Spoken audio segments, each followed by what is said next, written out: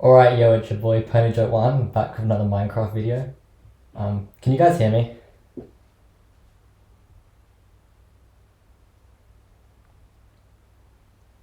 Is that a yes? Yes, okay, I can be heard. Cool. Wondering what the delay is. I think it's like a 5 or 10 seconds delay.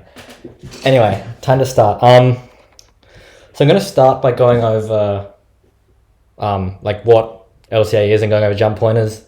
Then I'll implement Jim Thomas, which is kind of the basic LCA problem.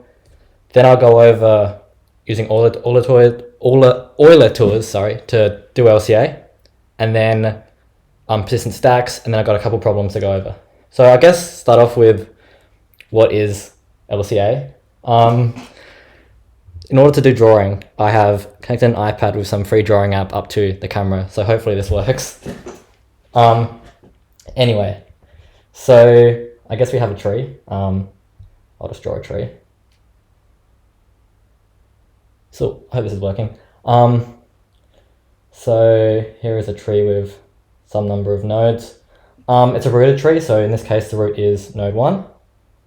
And if I want to find the LCA of two nodes, like node 3 and node 6, that's a 5, node 3 and node 5, it's just the lowest node, which is an ancestor of both of them. So for node 3 and node 5, it's node 1. For 3 and 4, it's 2. For 3 and 2, it's also 2. I think everyone gets what that is. If you don't, I guess just tell me.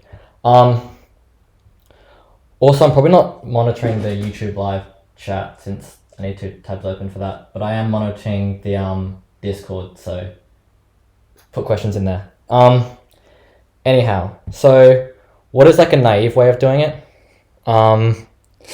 So kind of, let's just close my emails, don't need them open. The naive way of doing it is to just kind of walk up the tree. So let me just draw another tree. Now it's red. So let's say we want to find the LCA of 3 and 5. Let's just say there's like more tree up here. So like, etc. So there's kind of a 2-step approach you could do. Like step 1 is kind of walk them up to the same height. And so we're just going to like keep stepping up node 3 until it gets up to the same height as node 2. So to do that, like you can do a DFS start off with give every node some height. So let's say this is height 3 because we've got some more nodes up here. This is like height 4. These ones are all height 5, if that makes sense. My handwriting is really messy. I'm using some dodgy stylus. So we first walk up the lower node until they both get to the same height. So in this case, for node 3 and node 5, we have height 5 and height 4. So we walk up node 3 till we get up to height 4. And then we can kind of set them both up together until they reach the same node, if that makes sense. So maybe a slightly better example might help us out with more nodes. We're just going to have a tree with like, there's more nodes somewhere. Okay, for the LCA of node 5 and also node 5, not sure what happened there. For the LCA of these two nodes, so we first walk the lower one up. So we'll walk this one up to this one here. They're now the same height. We set them both up together. Still different, set them both up together. Now the LCA. So like, this is kind of order n because, yeah, we're stepping up potentially n times. So the question is, how do we improve this? And this is where jump pointers come in. So how jump pointers work is, let's say we just have a line. So let's consider node 1. It's going to have a pointer to its parent. Then it's going to, so like 1 up the tree, I guess. It's going to have a pointer to 2 up, and then a pointer to the 4th one up, and then a pointer to the 8th one, and then a 16th one, etc. If that makes sense. And so you have a pointer to each like power of 2 parent up the tree. And let's say we have these pointers. How can we use this to walk up the tree? So back to like our, I guess, a real tree. I've drawn a lot of trees. We have like 10. So we want to walk up, want to do node 5 and node 7. and the heights are 1, 2, 3, 4, 5, 6. To get to the same height, we want to walk node 5 up, like 2 up the tree, if that makes sense. To do that, we just go, what powers of 2 add to get to 2? Well, it's just 2. So we would take the jump point up to the, like, 2 up. Let's say I wanted to walk up from node 5 to node 2. To do that, we could take a jump of size 2, then jump of size 1. If we wanted to walk up 15 up the tree, we'd take a jump of size 8, then a jump of size 4, then one of size 2, and one of size 1. So now we have that ability. How then do we kind of find the LCA? So we kind of do 2 steps. So step 1 is kind of get to the same height. And then the second part of our approach was, oh, there's a clear one, that's nice. Oh, there is, that would have really helped me. I downloaded this yesterday. Yeah, I'll get to how to build them in a second. For now, how to use them, I guess. So get to the same height. Now this part is kind of fairly easy. You work out the difference in height, and then just jump all the powers of 2 up to get there. The second way is, once you're at the same height, what do you do? We're going to use a greedy method. We're going to take the biggest jump that doesn't make them the same node. So as an example, let's say we have, like, we're currently like here in our tree and here in our tree. Let's change color to purple. We're here in our tree and here in our tree. We're going to say, first of all, let's try and jump up 32. And if we take both of these upper height 32 and they go to the same node, then we know that, like, that node is either the LCA or above the LCA.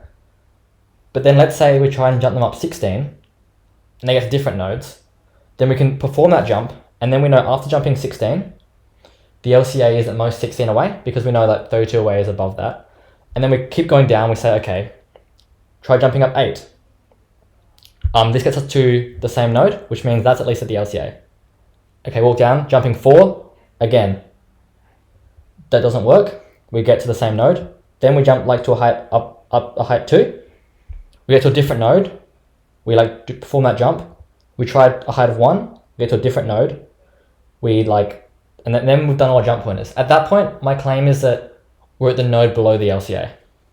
The reason for that is, after performing all these jumps, we know that if we performed any jump that was larger, we would have got to either the LCA or above the LCA, which means that by performing like all the jumps we can, we've got to 1 below the LCA.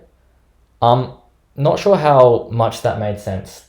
Do people understand that, or is anyone confused? I'll give you a second to post in Discord. I will go the implementation, which might make it a bit clearer. But I think that was kind of a bit hand-wavy. What do people think? All right. People like it. All right, cool. I'm going to go over implementation because, the clear one, forgot about that. The implementation is like pretty simple, and I think it explains it quite nicely. So the problem we're going to implement is, oh, there's an ad. Well, this is why I don't get a free drawing app. Anyway, the ad's gone. Okay, so the problem, Jim Thomas, which was in your set, the question just says you have a tree, you have a bunch of queries of the form, given 2 nodes, what is the distance between them? Fairly simple. So then how can we use LCA to solve this? Back to my ad-free drawing app. We just say, we have our tree, we arbitrarily root our tree. Let's say we arbitrarily root our tree here. We don't know distance between node 5 and node 4. The important observation is any path on a tree will go up from the node, up to the LCA, and then back down to the other node, if that makes sense. There's like a few different cases, like what if, for example, one of the nodes is the LCA? Well, then like you walk up to the LCA and then distance 0 down from the LCA to the node. But essentially any path on a tree consists of walking up to the LCA and then back down again. So then how can we use this to find our answer? Well, essentially we say, if we store for each node the distance from the root to the node, we can do this like with a simple DFS. From there, the distance between 2 nodes is just the distance from like the root to node 1 plus distance from the root to node 2 minus 2 times the distance from the root to the LCA. That should be fairly clear, I think, because pretty much like path 1 is like this, path 2 is like that, so you subtract 2 times this distance. Okay, the question is now how do we implement this? What is the input format? So yeah, the input format is we get number of nodes, number of queries, all the edges have a weight, and then a bunch of queries. I think everyone understands the problem. Most of you have probably already looked or solved this, but for those who haven't, I'll go over implementation. So how do we do this? So generally, like for the jump pointers, you can just have like, what are bounds, 100K? 100,000, and then let's say 20. You need, for 100,000, you need 17, just 20 to go, and a bit over just to be safe. But again, it's just log base 2 of n, which is, yeah, about 17. So let's just first get the input. Do we need long longs? What are bounds? 100,000. Indeed, we will.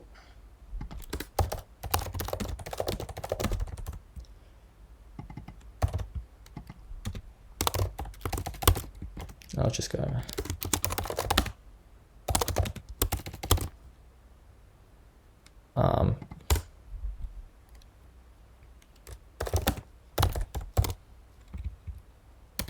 And so essentially what we're going to do, this is going to sort of jump pointers, this is just the graph, this is going to be the height of each node. From there, so we're first going to do a DFS to find for each node its parent and also its height in the tree. This is fairly simple.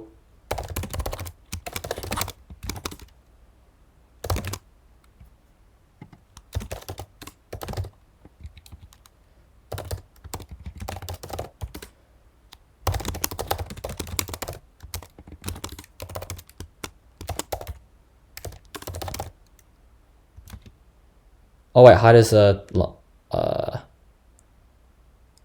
am I missing here? Oh, so we need height in the tree and also distance from the root. Yes, indeed we do. If that makes sense, because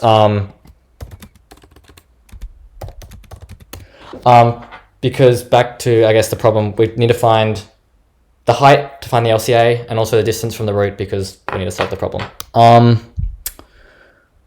So we DFS to the child, height plus 1, distance, and then we add. So this DFS just, if we visited the node already, so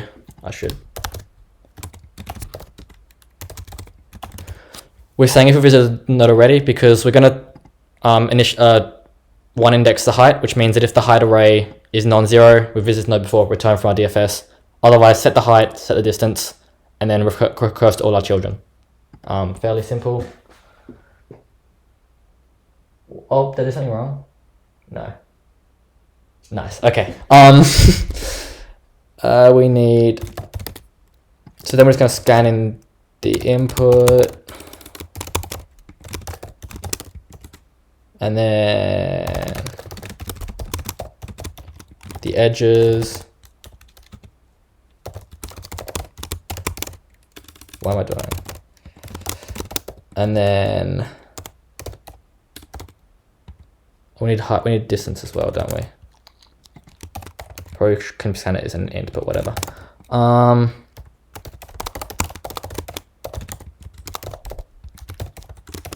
So we're just scanning the input, creating the array. For those who don't know, in place back is just push back, except it also calls a constructor, so it's going to make the pair. I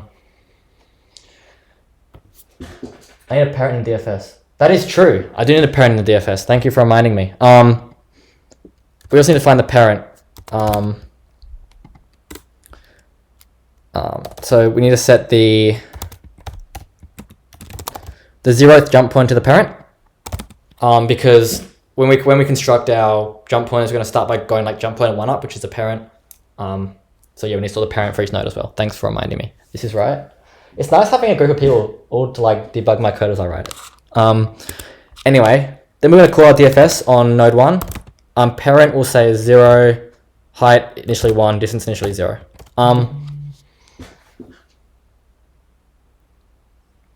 Yeah, so we're not going to call the DFS on the parent node because we have this check in here which says this, if height is already set to something, return. That stops you from calling DFS on a parent. You could also like go if b does not equal parent, but we've done it here. Okay. Now we need to construct the jump pointers. So how we're going to do that is just iterate. We'll put J on the outside loop. So this first loop is the which jump pointer up to. So 0 is like to the parent, 1 is 2 up, 2 is 4 up, etc. And then this is a node. And how we find the jump pointer is we say this jump pointer is just, we first go like 1 up. So we go like up the previous jump pointer. So we go half the distance and then we just do that distance again. So what we're doing is we're saying, for example, to find the jump pointer 8 up, we're saying first step 4 up and then step 4 up again, if that makes sense. So that's fairly simple. These like not many lines are just enough to create the jump pointers, which is quite convenient. From there, we need a way of finding the LCA. Let's just write a function that does that.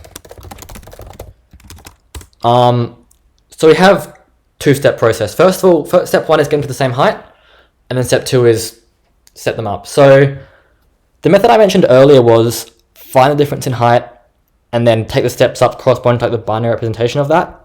There's also kind of a simpler way of implementing it, at least in my opinion. And that is just,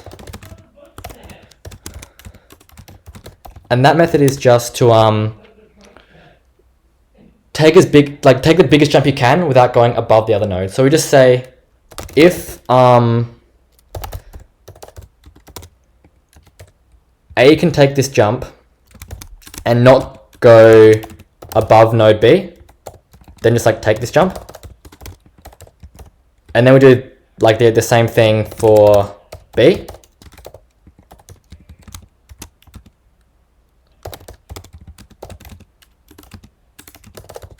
So yes, what lines just doing is saying, if we can, starting from the biggest jump pointer down to the smallest, if we can like bring A up to the power of 19 and not go above B in the tree, take the biggest jump.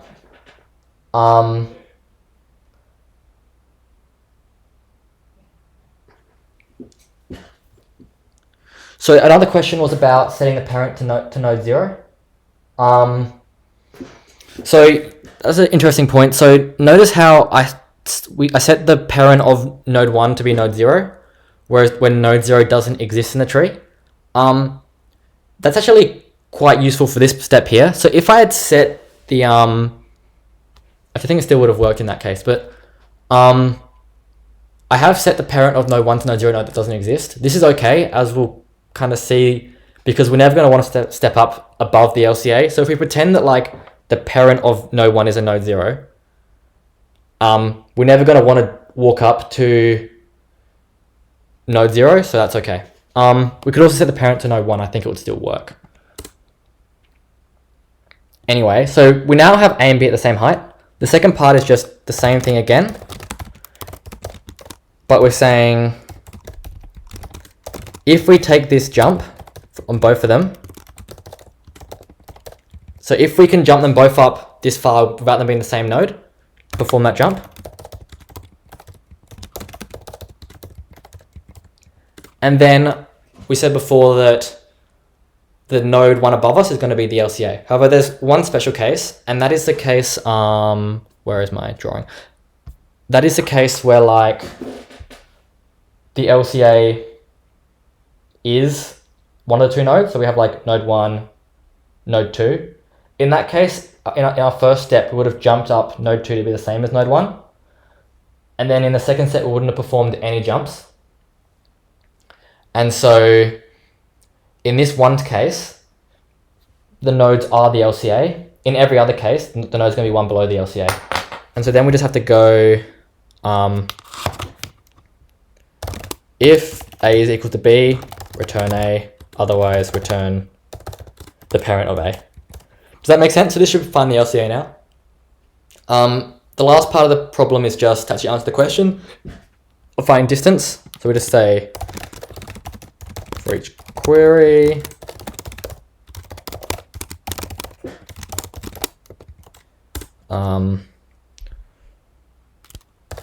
find the LCA, and then the distance is just the distance to A plus the distance to B minus the 2 times distance to the LCA. And then print that. So this should, if it works, no one is pointing out issues in the chat, so I'm going to hope that this is right, but we will compile it first. Oh, what's wrong here? A doesn't exist. Interesting. Where doesn't A exist? What line was this? 41. Oh, indeed. I is here. Disappointing. Did no one pick up on that? Wow. I was just seeing if you were paying attention, you know, but obviously you weren't paying enough attention to find the errors in my code. Disappointing. I also wasn't paying enough attention to find the errors in my own code, but we'll ignore that. Run this on sample 15, 14, 9. That is correct. Okay.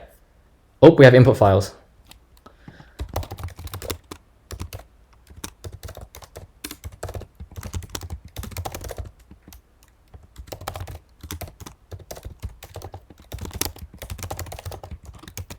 All right. Let's hope this works. It should. And it does. Okay. Nice, we have AC. Is everyone comfortable having seen that jump point implementation? Everyone thinks they could implement this themselves? I'll give you a couple seconds because of timing delays. Okay, I have a thumbs up. Looks good.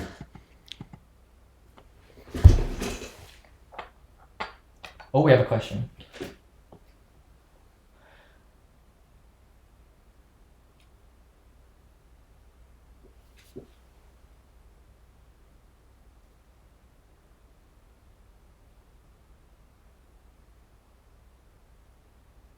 Just waiting.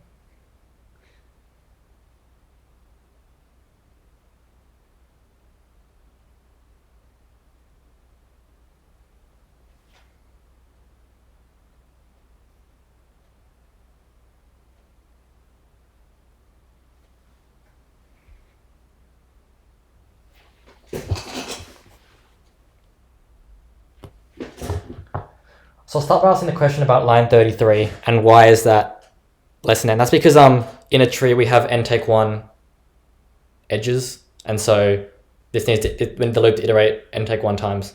So one way of starting at 1 going less than n. The other way would be start at 0 and go n take 1. To answer the other question, yeah, so as was said there, we start by this first part here. We ensure that they're at the same height. So this step, although it might not be immediately obvious, it is true that after these loops run, they're going to be at the same height. The reason is we take every jump going downwards that will that can be taken without going above it. If you think about this, let's say the distance is the distance between them is like 9. Distance between the two nodes is 9. What it's essentially going to do is it's going to take the biggest power of 2, which it can, which is going to be 8. The next biggest one, which is 1. In this case, it's equivalent to just taking the bits that are set to 1 in the binary representation of this number. It's just a kind of implicit way of doing that. Because, however, if this for loop had iterated upwards from 0, it wouldn't have worked, because in that case, it would have taken like jump 1, then we had distance 8, would have taken like a jump of size 2, would be 6 away, then jump of size 4, and would be 2 away. At that point, we'd kind of stuffed at that point. So you gotta be careful to iterate backwards, and that's kind of because of taking the biggest one each time is going to be taking each set bit, and so that'll work. The same argument kind of applies to this step here. We do have to iterate downwards, not upwards, because in that case, kind of the greedy argument which shows that it works wouldn't work. If there's no more questions, I'm going to move on to Euler tours. I'll give you you have like 10 seconds to start typing, and then I will move on.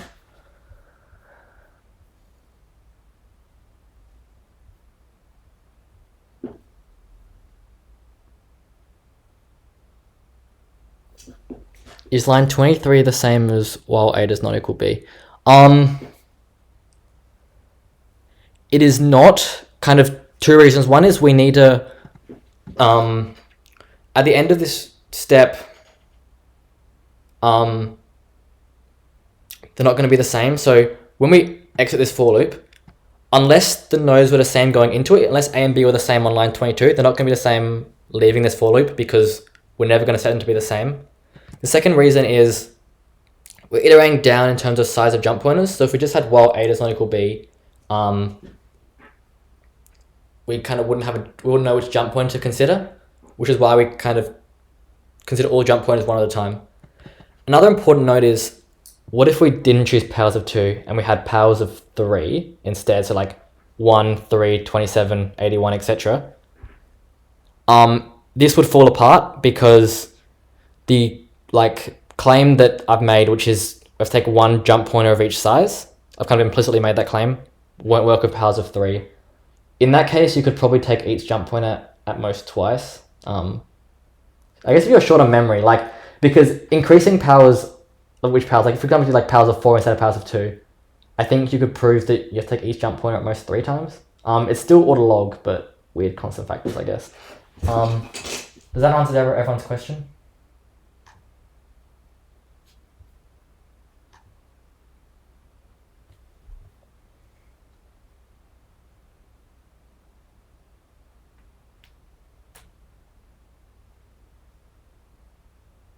Alright, I'm going to save, just so people who aren't watching can,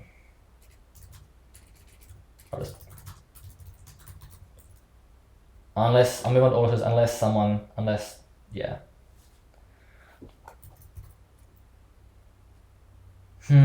interesting. What an interesting idea, limited memory LCA. I mean, I guess we're technically moving on to that now with Euler tours because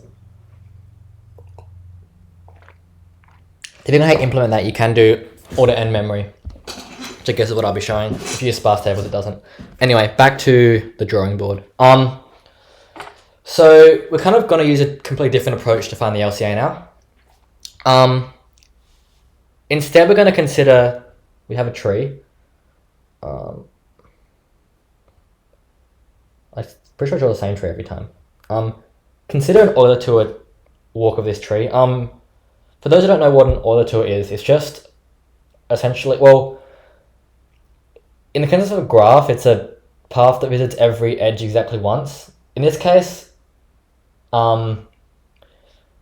it walks down every edge once and up every edge once. So essentially how you construct it is, an example is probably the easiest way. You kind of walk the tree, and at each point you visit a node, you just add it to your tour. So we start with 1, walk down to 2, walk down to 3, back up to 2, down to 4, back up to 2, back up to 1, down to 5, down to 6, back to 5, back to 1. So we essentially just done a walk of the tree, and at each time we walk up or down to a node, we just push it onto our tour. It's just a pre-order traversal. The difference is you also store when you go back up. So in a pre-order traversal, it would just be 1, 2, 3, 4, 5, 6. In this case, we've also stored when we're going back up again. That's kind of the important distinction, which will perhaps become clear why we need this. What is the size of this? It's bounded by order n, 2n, or 2n take 1 or something, because we push something onto our list every time we either go down an edge or up an edge. We go down an upper edge once, we go down an edge once, up an edge once, so we have approximately 2n things on our Euler tour. The implementation is pretty similar to a priority traversal. Don't plan on going over it, but like literally just a DFS, but every time you kind of visit the node, you push it onto your traversal. So how does this come in handy? Let's also create a second list. In this list though, we're going to store the heights. So height 1, 2, 3. We're just going to push the height of each node on as we go along. So 1, 2, 3, 2, 3, 2, 1, 2, 3, 2, 1. I guess each time you walk along, we're either going up or down 1 because of the traversal, but that's a not important factor, but I guess is one. So how does this help us find the LCA? Let's consider we want to find the LCA of 3 and 4.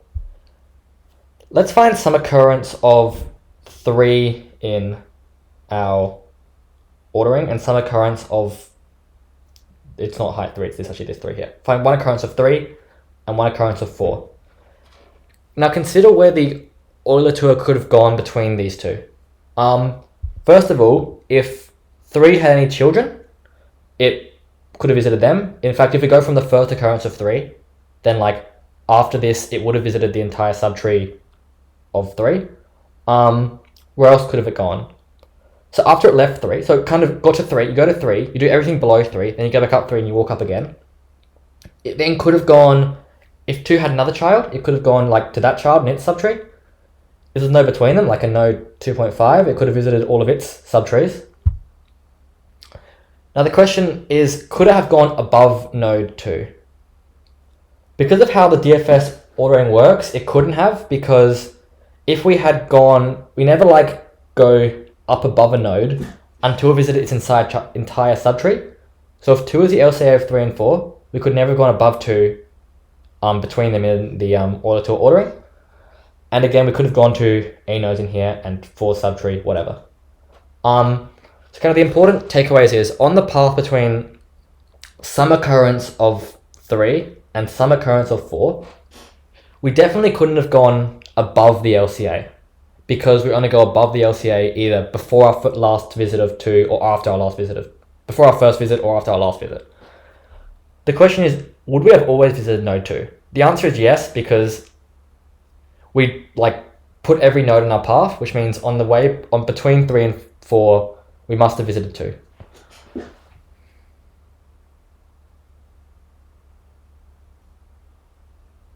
I believe actually you can also do it in, I believe, I'm not going to cover it, but I believe you can do order n pre-processing, order 1 LCA with all the tours, but I'm not going to cover that. To respond to what was said in the chat. Anyway, so what the observation we made have said is, if we take some occurrence of 3 and some occurrence of 4, between them, we know the LCA will appear, and nothing above the LCA will appear. What does that mean? If we look at this second array here, the height of the LCA is just the minimum value that occurs between some occurrence of 3 and some occurrence of 4. And if we know what like value in the original array corresponds to the minimum value, then we know the LCA. Does that make sense? The question is, how do we find this value? First of all, how do we find like our occurrence of 3 and occurrence of 4 in the array? While doing our DFS, we can just keep track of the index of the first occurrence of each value in the array. Then when we're doing LCA of A and B, you just grab like the first occurrence of A, the first occurrence of B, and do some sort of range query. How do you find the minimum value? So one way is just to use a range tree. As Kevin would have covered last week, you can do minimum queries. I'm not going to use clear because last time I used clear it played an ad. So let's just not use clear. So we want to find not only the minimum value, but like what index it is. When we do this in a range tree is just, instead of storing like values at a node, store a pair of like value index. And if we have pair of value index, then like the minimum pair is going to be the value in its index. There are other ways to find the minimum value. You can do like a tree walk or something like that. But I think I'm going to leave the covering of specific data structures because you covered that last week. If you know sparse tables, you can also use them. In that case, it'd be order n log n pre-computation, order 1 queries. And I believe there is a way to do order n pre-processing, order 1 LCA. I believe Ishrak covered it in some lecture a couple years back, but I understood some of that lecture and not all of it. Anyway, any questions about order tours to find LCA?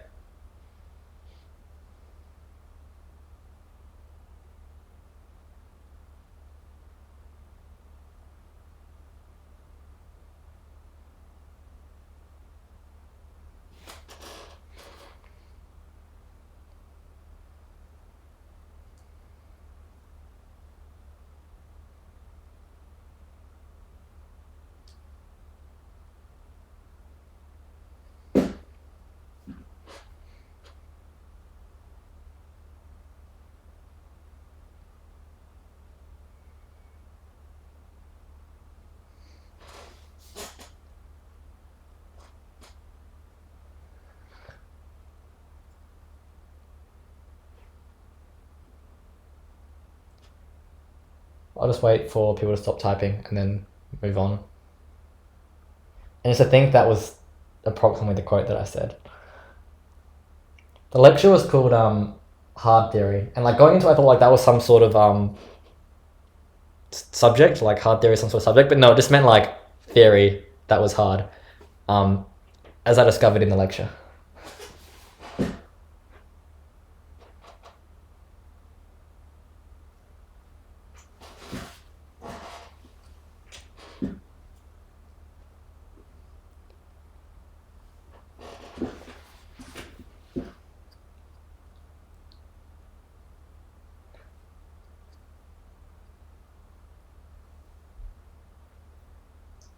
Also covered some string stuff. I think it covered maybe suffix trees. Again, picked up some of it, not all of it.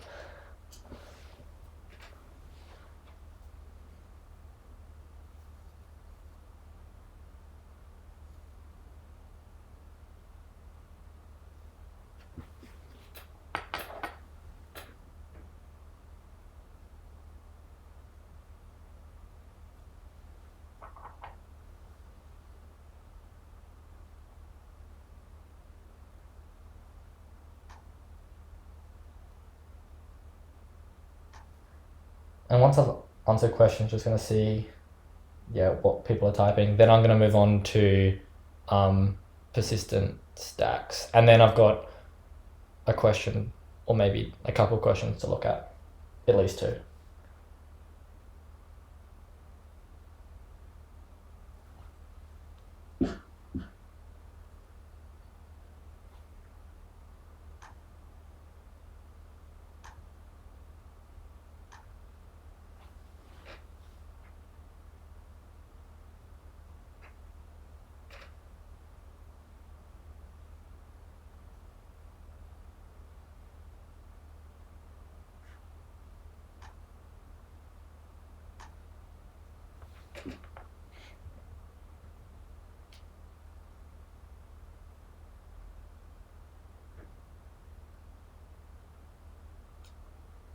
Oh, what you said there was, I guess, look at it in our own time. If you have no more questions, we can, I guess after lecture we can discuss how to do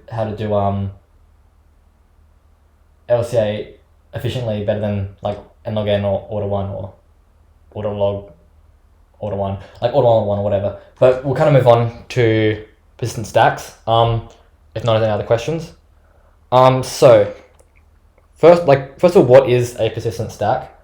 I think the best way is just to kind of give an example of a few operations you would do, and then it might become clear. Let's pretend we have a stack and we're doing like one operation each day. And so it's like, we start with an empty stack. We've got like day 1, day 2, day 3, day 4, day 5, day 6, day 7. On like day 1, we like add 2 to our stack. On day 2, we like add 3 to our stack. Day 3, we add 1 to our stack. So now our stack is like 2, 3, 1. Day 4, we like pop something off. Day 5, we pop something off. day 6 we like add 7. Now our stack is 2, 7. So that's like kind of a normal stack, I guess, where we just go linearly through time. But because time is just a social construct, we don't have to go linearly through time. We can also like branch off, I guess. So let's say each day, instead of just performing an operation, we also give us a stack to go from. So for example, in this case, we start with like day 0 stack. In this case, we go from like stack on day 1. Like we go each time we go from the stack on the previous day and like branch off on that one. But let's say on day 7, we're like, actually, I've made some mistakes in my life. Let's just rewind and build off the stack from day 2. So we're going to say we're going to add 3. We're going to add 3 to the stack from day 2. So then the day 7 stack looks like 2, 3, 3. Then on day 8, we can be like, yesterday I was going through a phase. I just want to go back to day 6. And so we build off day 6 stack. And so now day 6 stack looks like 2, 7. And we're going to pop off that stack. We're going to pop off the day 6 stack. So now we just have 2. So now the day 7 stack, for example, is 2, 3, 3. The day 8 stack is 2. So essentially what we're doing is we have the ability to pick any stack in the past and build upon it. Yes, I do think time travel movies as a persistent stack is an interesting way of considering time. So let's think about this as a tree now, because we can think of it as a tree. We don't have any cycles in time, fortunately. That would make stuff quite confusing. So we start off with day 0 stack, which is an empty stack. And then we can build upon that. So like so let's just draw the operations next to it. So on day 0, we just have an empty stack. On day 1, we're going to plus 3 to our stack. Day 2, plus 2. Day 3, we're going to go minus, pop the top thing off the stack. But now on day 4, we're going to build off this stack. So building off day 1 stack can be considered like an edge off node 1 to day 4 and plus 5. And then to work out what's on the stack for a given day, we can just traverse down the tree to that node and just consider all the operations. So for example, the day 4 stack looks like an empty stack plus 3 plus 5. So it's just 3, 5. A day 3 stack looks like empty stack plus 3 plus 2 minus the top thing. So it's just a 3. So that's how we can visualize a persistent stack as a tree. How can we represent this? We've got your jump pointers for now. Let's slightly modify our tree representation. Instead of a minus being like its own node, a minus is going to be like, so on day 3 we did a minus. In this case, we can say the day 3 stack is equivalent to the day 1 stack. So we can just say this is not just node 1, this is also node 3 and node 1. If here we like had day 5 where we like added 1, and then day 6 was like a minus of day 4 stack, then this node is also like day 6 stack as well. It's kind of a try, I guess. Anyway, so in memory, how we can store this is each node contains a pointer to like its parent in the tree. And for each day, we store a pointer to like which node represents it. So for example, on day 6, 3, and 1, we would store a pointer to this node here. On day 2, we store a pointer to this node. And also like this node stores a pointer to like its parent, this one to its parent.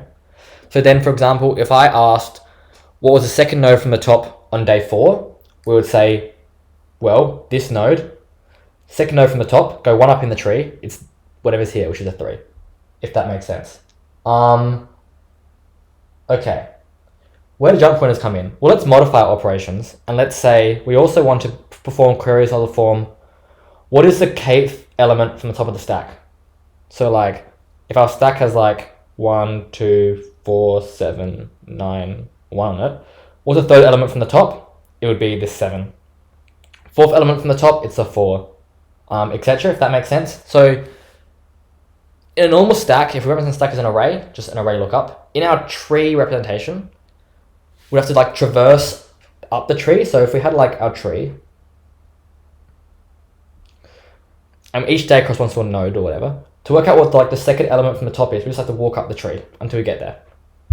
Where the jump pointers come in, it's probably fairly obvious. To find out what the kth element from the top is, we have to like jump up k in the tree. So if we store jump pointers, we just have to like use them to jump up. Another point is, in this case, if we don't have the entire tree when we start, we get operations one at a time. How do we do this? We can just construct jump pointers as we go along. If we add a new node 7 here, we can just construct jump pointers for this node the same way as we normally would. Set its parent to 4, set its parent of its parent like that, set the 4th jump point up to that one, etc. So we can just construct this one at a time by adding node one at a time, and our normal operation of like jump up the tree always works because we have the condition that when we add a new node to the tree, we know the jump pointers for all of its parents are already constructed because that's how the tree is made, if that makes sense. I guess it kind of might seem abstract. It comes up occasionally. There is one problem in your set which can be solved using something like this. It also comes up occasionally. Sometimes it can be applied to like other things. For example, for those of you who know about convex hull trick, use a stack for that. So if you wanted some sort of persistent convex hull trick thing, you could use potentially something like this depending on how it works. Or if you want to perform, or for example, you want to perform queries that are like given some prefix of live to convex hull trick. Again, a persistent stack could be used to do that. For those of you who don't know what convex hull trick is, you can kind of ignore that, but it can be applied in those contexts sometimes.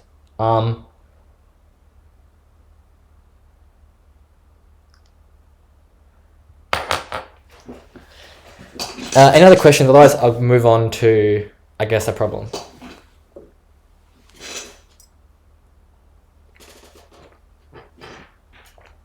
I kind of realized that in a lot of my lectures, I bring up some sort of cursed data structure. For those who weren't betas at December last year, I did have a lecture on pretty much cursed data structures, and now I'm bringing up persistent convex hull tricks.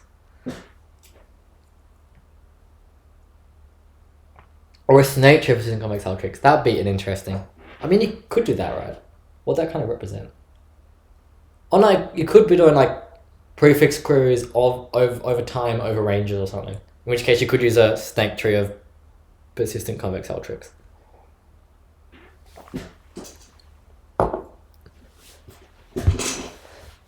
Anyway, if no one's got questions, I'm going to move on to not a persistent snake tree of convex hull tricks. To a problem that I have here. No, not this problem actually, we're going to go to this one later. A different problem we're going to have first is LCA, except our tree doesn't have a necessary root, so let's just draw a tree, as I've done so many times.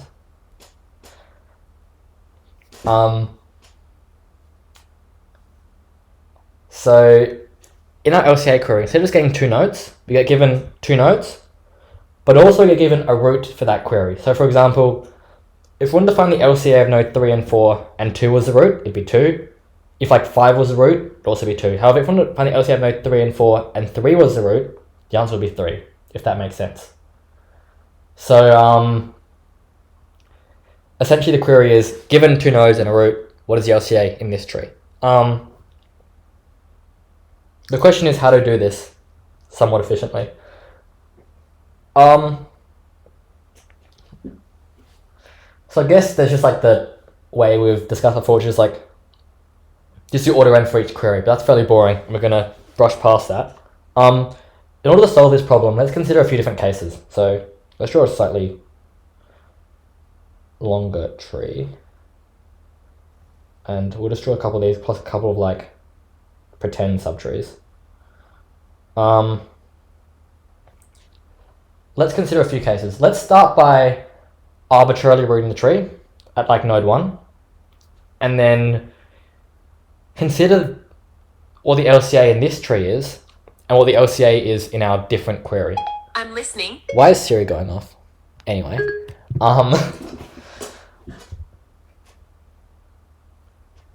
So let's consider a few different cases. Case 1 is we want to find like an LCA of two nodes.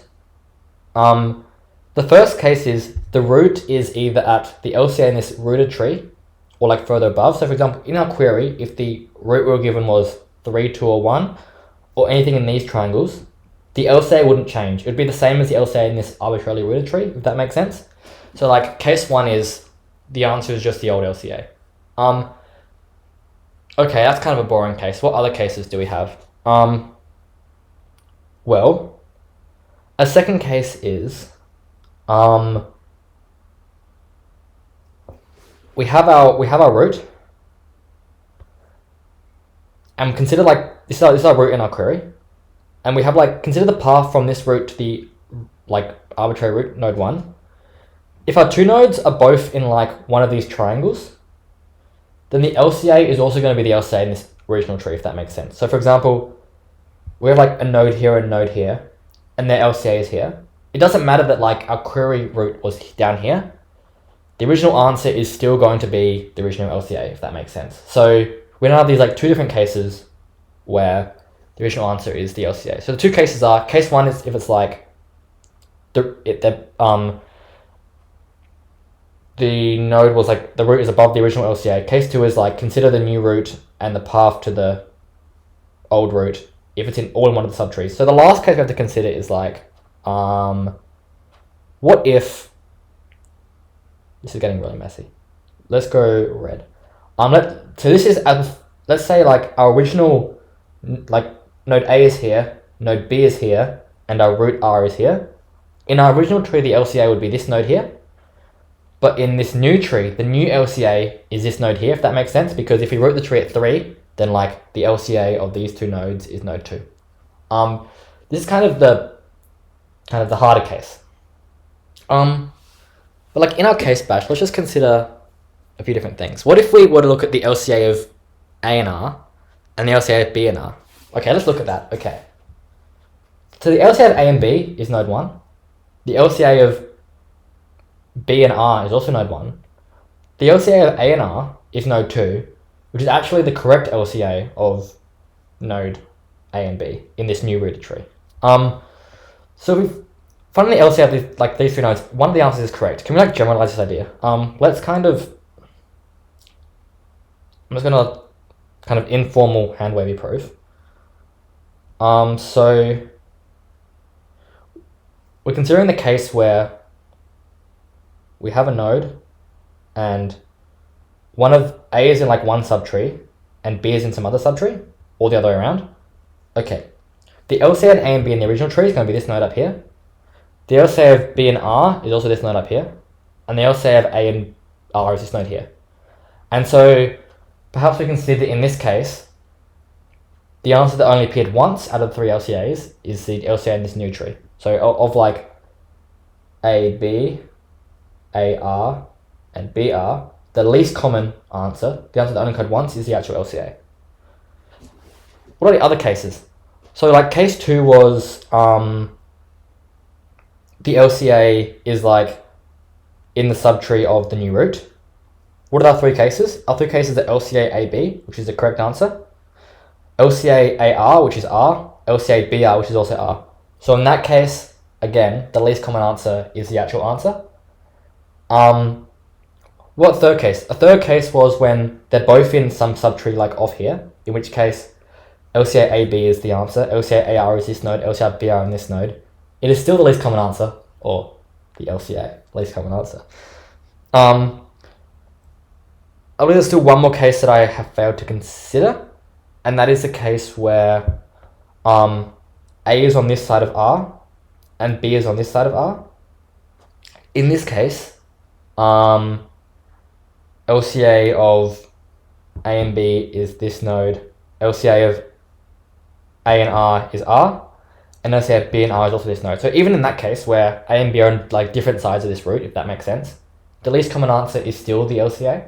I've given kind of an informal proof, but does people have objections to the claim that, first of all, of these 3 LCAs, 2 of them are going to be the same, and the third one is the odd one out as the answer? I think there might be some special cases where like if R equals A or B, in that case, you might have all three answers being the same. But but in the cases where A, B, and C are distinct, A, B, and R, sorry, distinct, the least common answer is going to be the LCA in the new tree. Because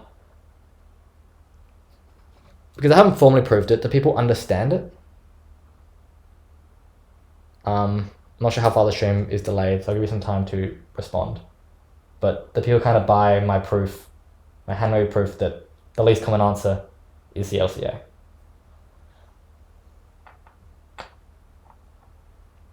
Maybe if people who are doubtful, unless you have things, you can try and prove this in your own time, might be a good exercise to the reader. But what is time complexity? Well, it's log, or like normal LCA time complexity. Because for each query, we just find 3 LCAs instead of 1. But again, other than that, same time complexity as normal LCA. Okay. Now we're gonna, unless anyone has objections, I'll wait for people to stop typing.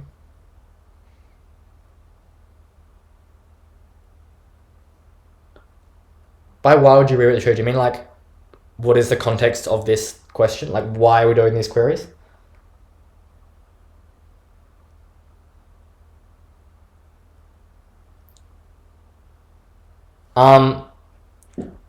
I guess it's kind of, I don't have a specific example. It was just like, I guess, a problem that you could have. I guess this could, I could see this being like, I don't know, a code force problem or something. I don't think it is. I looked it up. I could only find like a few references to it on like a few different people asking questions about it. But I couldn't find a problem with this. But I don't have a specific use case. This kind of like an arbitrary. Here is a time LCA is used. There's nothing else. I will move on to tree line and viruses. But I'll give you some time to ask questions. Alright, I said I'll post it here when I'm moving on, so I will. I also posted a link to the problem here in case people are late or whatever and want to read. This is the problem. Okay. When I saw this problem, I was like, interesting name for a problem. As it turns out, it's from a contest in like March, so the flavor text is not a coincidence, I guess. Anyway, the problem is essentially, you have a tree. I can just read it. So you have a tree, and you have several virus outbreaks. In each virus outbreak, you're given some number of nodes where the virus starts at, and a spread rate for each virus. I'm gonna move across to the drawing pad. If you wanna open the question and read it in their own thing, I've posted a link in Discord. But the problem is you have a tree. You have a bunch of queries that are formed. You're given some number of nodes where a virus outbreak starts. And how the virus outbreak spreads is, so we number the viruses 1, 2, 3. First of all, virus 1 spreads, then virus 2 spreads, then virus 3 spreads. And each day, the virus spreads a certain distance. And I think do the edges have weight?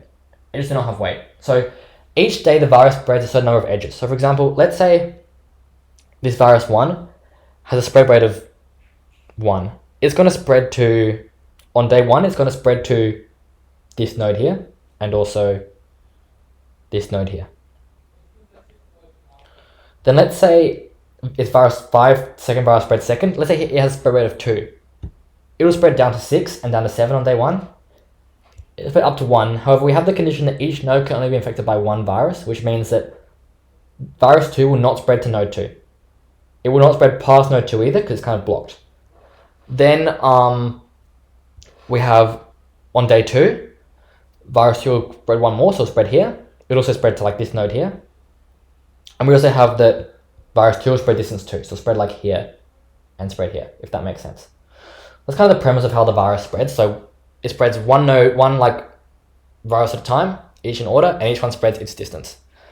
The question we have is, we're given a number of nodes, some number of important nodes. For example, let's say important nodes are this node and this node. And we have to answer for each important node, which virus infected it? That is the question we have to answer, and we have to answer a number of these queries. So we're given one tree, a number of scenarios, and in each scenario we're given some number of viruses and some number of important cities. We have to answer for each important city which virus was it infected by. Bounds are like 200k for the tree, and the sum of queries does not exceed, like, we have up to 20,000 queries, but the sum of like important nodes plus virus nodes doesn't exceed 200,000. So like we could have a number of small queries or like a small number of big queries, if that makes sense. Do people either understand the problem from either me explaining it or them reading it? If not, I'll give some time to read it or to me to explain it.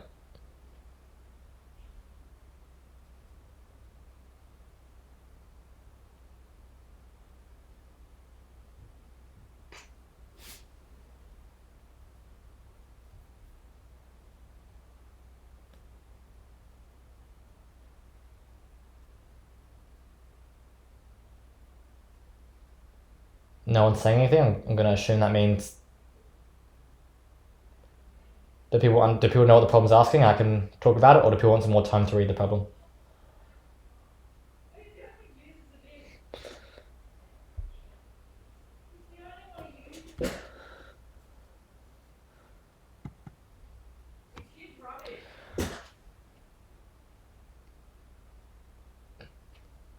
Sure. Do people want some?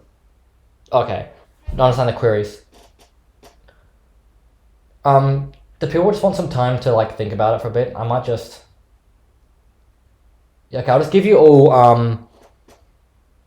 5 minutes, let's say, to read the problem if you haven't already, and think about it a bit, and try and come ideas on your own. And I will be quiet for 5 minutes, and then we can discuss.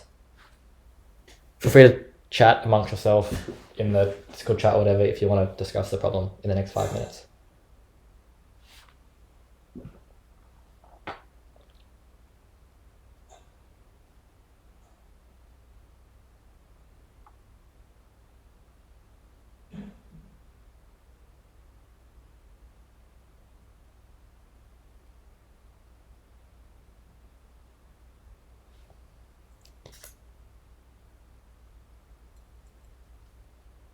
I lost the game.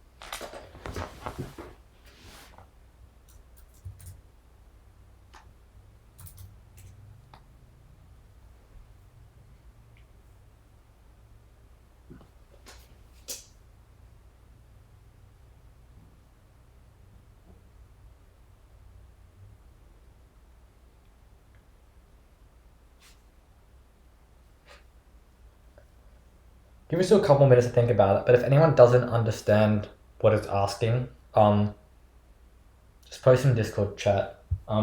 If you don't have the link to that, I guess you can post in the YouTube live chat, but Discord's easier because it's just one thing to follow.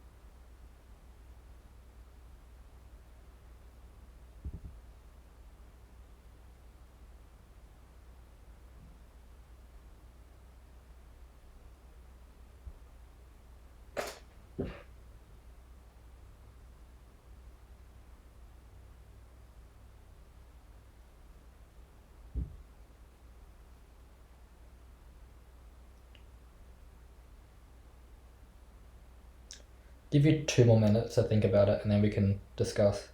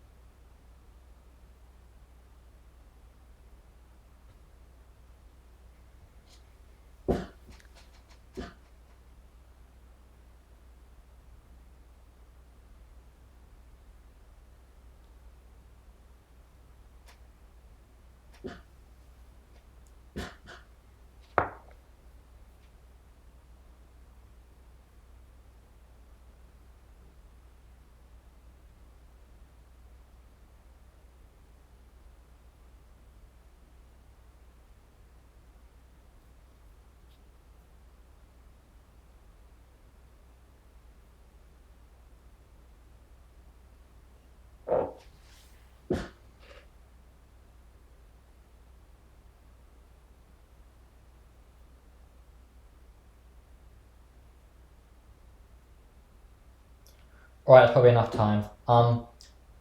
If anyone's had any initial thoughts or whatever, feel free to share them and we can kind of just go on tangents. We can kind of spend as long on this as people want to. So, any ideas towards the problem, towards sub-problems, any observations, anything?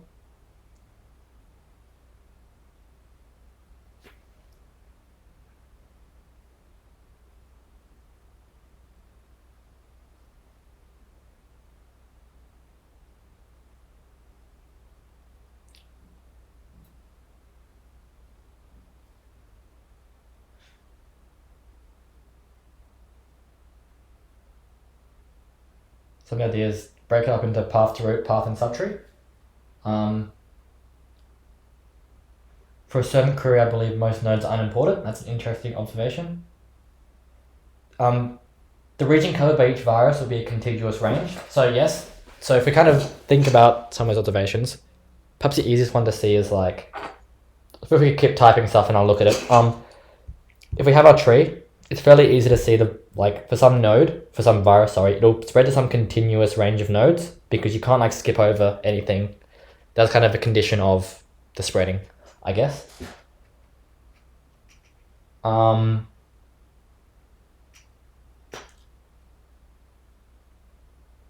idea was perhaps for some characteristics we could do some sort of square root decomp thing. Potentially I haven't actually thought about that a lot.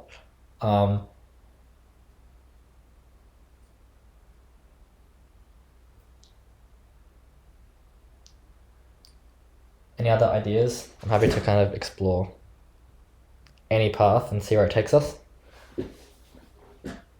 I guess let's just start with a simple thing. What if queries are really big, I guess? Like, the query consists of like every node. So let's say there are if there are say n on 2 important nodes in our query, can we afford to be slow? Well, the answer is yes, because if there are a lot of nodes in the query, that means there's going to be less queries, so we can afford to be slow. So how do we be slow? Well, one way is to simulate it. So I guess how do we simulate it is the first way of thinking about it. How do we just simulate the problem? Like order n per query sort of thing. So we have our tree. There are a few ways of doing it. I guess I'll present one way. But the first way of doing it is one way of doing it is we start by considering all our virus nodes. Let's say we have 3 of them. How I'm going to do this is using a priority queue, which will give a log factor. You can remove the log factor, but I think for now we'll just embrace the log factor. We have an event queue, which is stores nodes on it, and the value of each node is kind of what day we would reach it, essentially. So we start by for each virus, we look at all the adjacent nodes and we say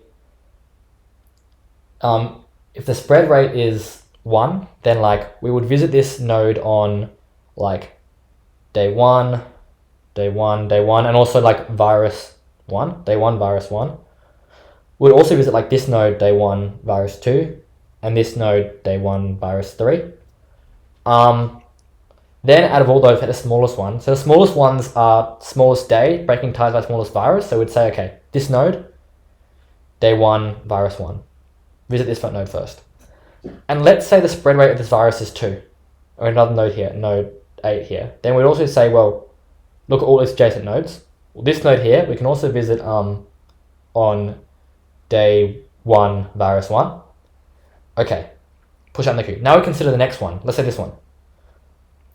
However, we say, okay, the spread rate is 2, which means it's child 9.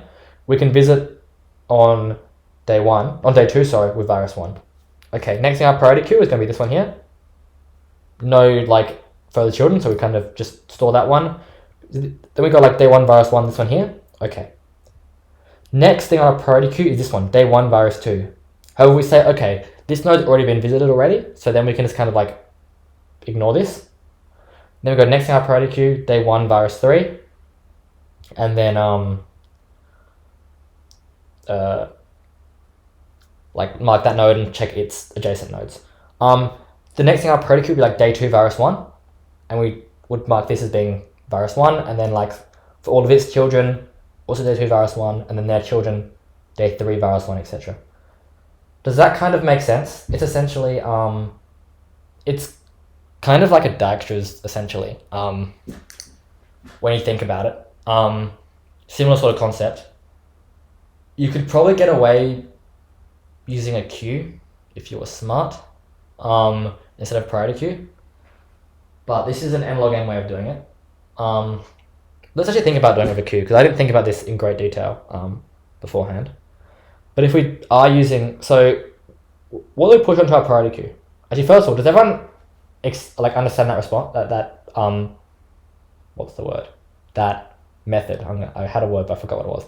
That method of doing it. And understand why it's kind of in that way it's n log n. We're essentially just doing like simultaneous BFSs, but creating track with a priority queue, and then we'll talk about how to bring it down to order n instead of n log n. But there's like everyone accept that works.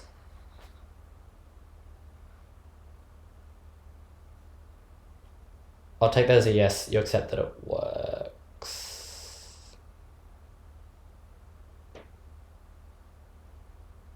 Yes? Okay, I'll accept that people understand that. If you don't, please say. But that's how we simulate it in order n log n. There may be other ways of doing it, but that's just one way. If instead of a priority queue, you want to use a normal queue, what we want to essentially push on is we want to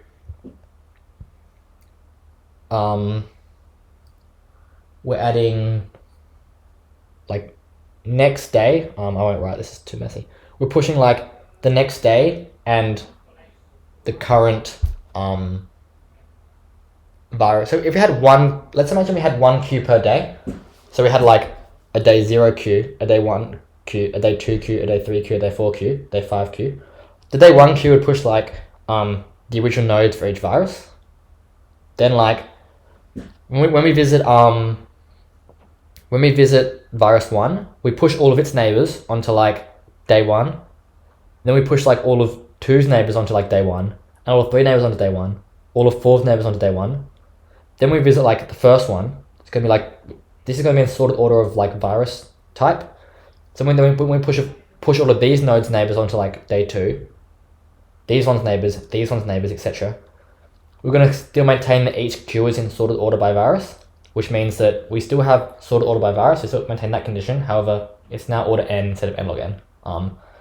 That's the log factor removed. Not super important, but worth mentioning. You'll understand that, I guess, now order n way of doing one query.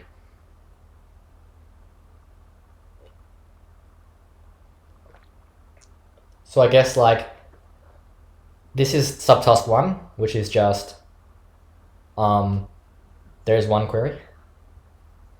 But how to do other subtasks? So a lot of people have been talking about some notion of important nodes, and maybe like some nodes aren't very important and we can ignore them in queries. So for example, some queries may only have like 2 important nodes and like 3 starting nodes, for example. In that case, maybe much of the tree can be ignored. Let's like kind of draw some examples and see what we can do. So let's draw a tree.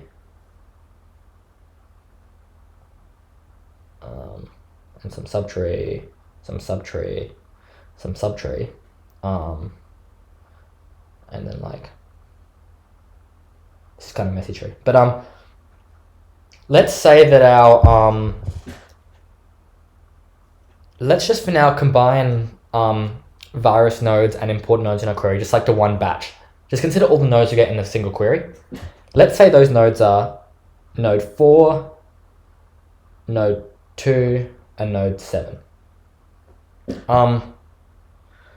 What nodes can we ignore? Well, every node in this subtree, for example, can be ignored because first of all, there's no virus in this subtree, and we don't care about how the virus spreads in this subtree because like the way it spreads is whatever virus takes over here doesn't actually matter. So we can just ignore this subtree. So like this entire subtree can be cut off.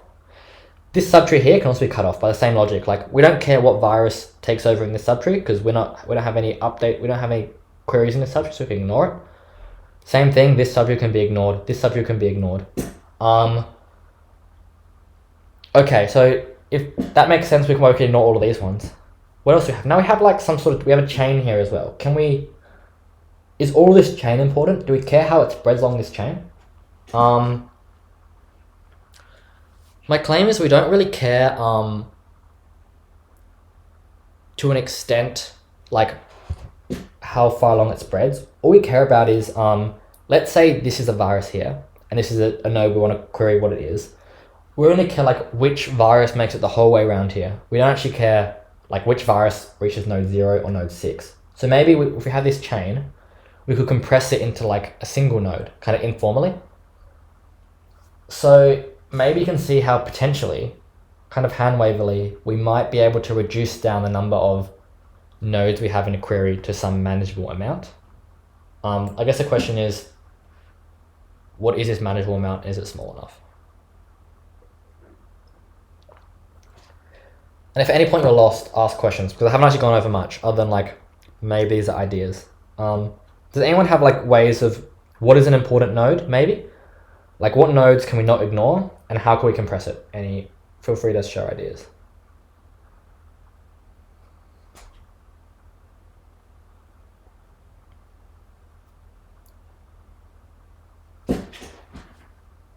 Some people are typing.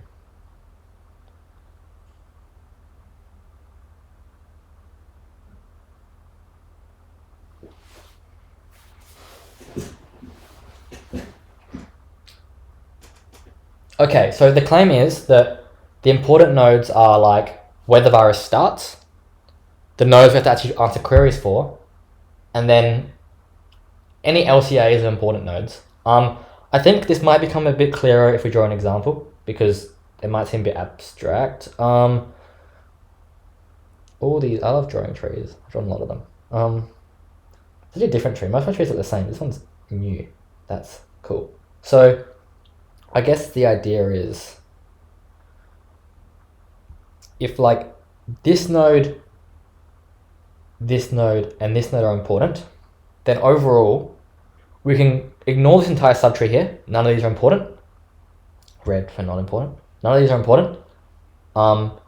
We can compress like this edge into like one like super edge, for example, because we don't specifically care what happens here, because notice that like whatever virus takes, let's say like if this is a virus, then like if this virus reaches here, then it must reach all these nodes in between. Otherwise, if like some other virus reaches here, we don't care like what virus we're going to node 3, if that makes sense. So we can like compress these into one edge. Is node 2 important? It is, because it's kind of a junction of important nodes meeting up. And so like what happens at node 2 is important, because whatever virus reaches, let's say like node 4 and node 6 are both virus nodes. Whatever virus reaches node 8 depends on which one reaches node 2 first, if that makes sense.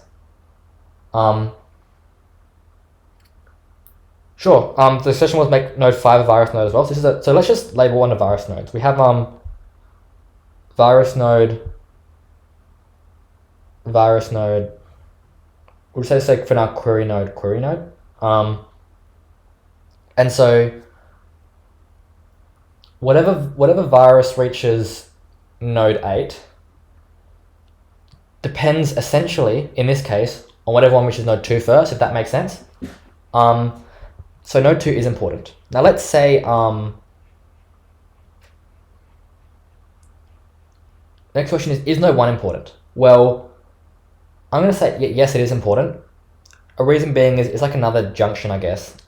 We haven't considered the notion of compressing chains that like bend, I guess, and so node 1 is important because like again, whatever one reaches node 1 first is gonna like be able to reach node 8.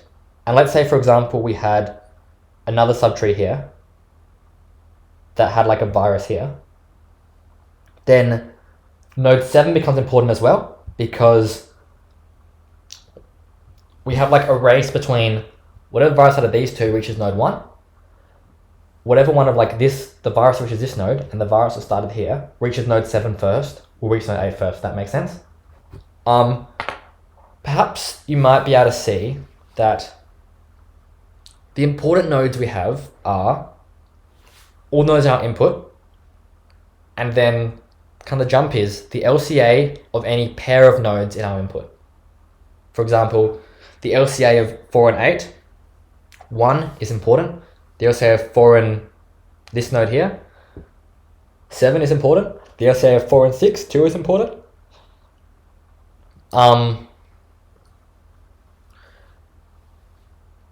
That might be a bit of a big jump. Do people not understand the notion of important nodes? And I guess before we say how do we find important nodes efficiently, the question is, what do we want if we have important nodes? Well, we essentially just compress, we just need to compress like all these removed edges into like super edges. So we have like, I guess, super edge, super edge, super edge, super edge, super edge. So our new tree would look like, let's draw it small in the corner. We have like node 1, node 7, node 8, node, doesn't have a number, node question mark, node 2, node 4, node 5, node 6. And in this case, edges now have new weights, which correspond to how many weights make up the super edge. So we have a weight 2, a weight 1, a weight 1, a weight 1, a weight 1, a weight 1. And this is a big edge, so we're going to call it a weight of 6,782 because it's quite a big edge.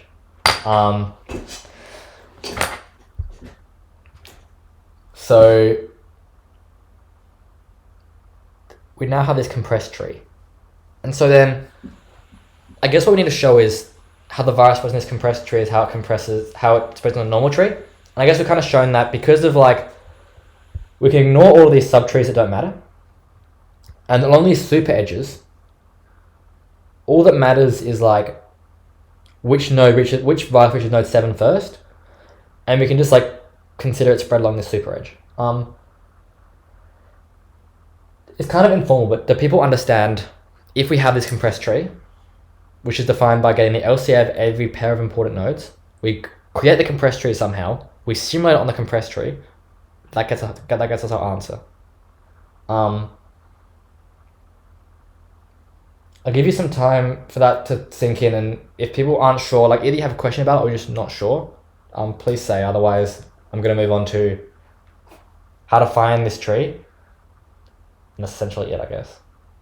And also, what's the bound of this tree? How big can this tree be? Because we haven't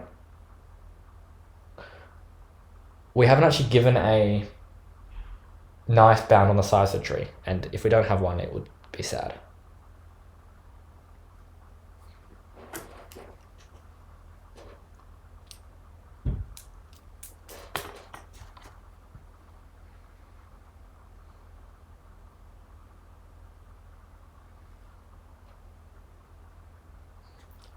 Okay, I'm going to move on to no one's asking questions about what's the bound on the size of the tree. I think an interesting exercise is, question, is there a case where every node is important? Yes, there is that case. The simple case is, what if every node is in the query? In that case, every node is important. Case 2, every leaf is a query.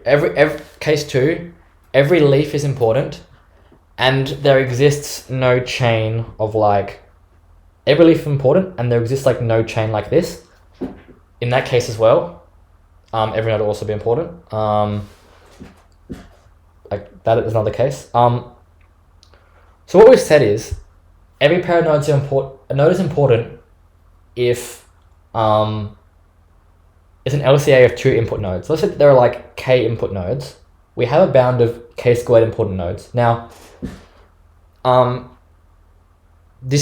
we can make this bound lower, but let's first, I guess,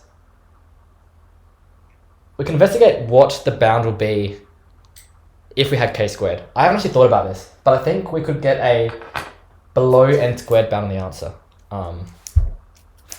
So like important nodes is k squared up bound by k squared n. What if k squared equals n? Consider the case of k squared equals n. That means you have like root n queries, each one with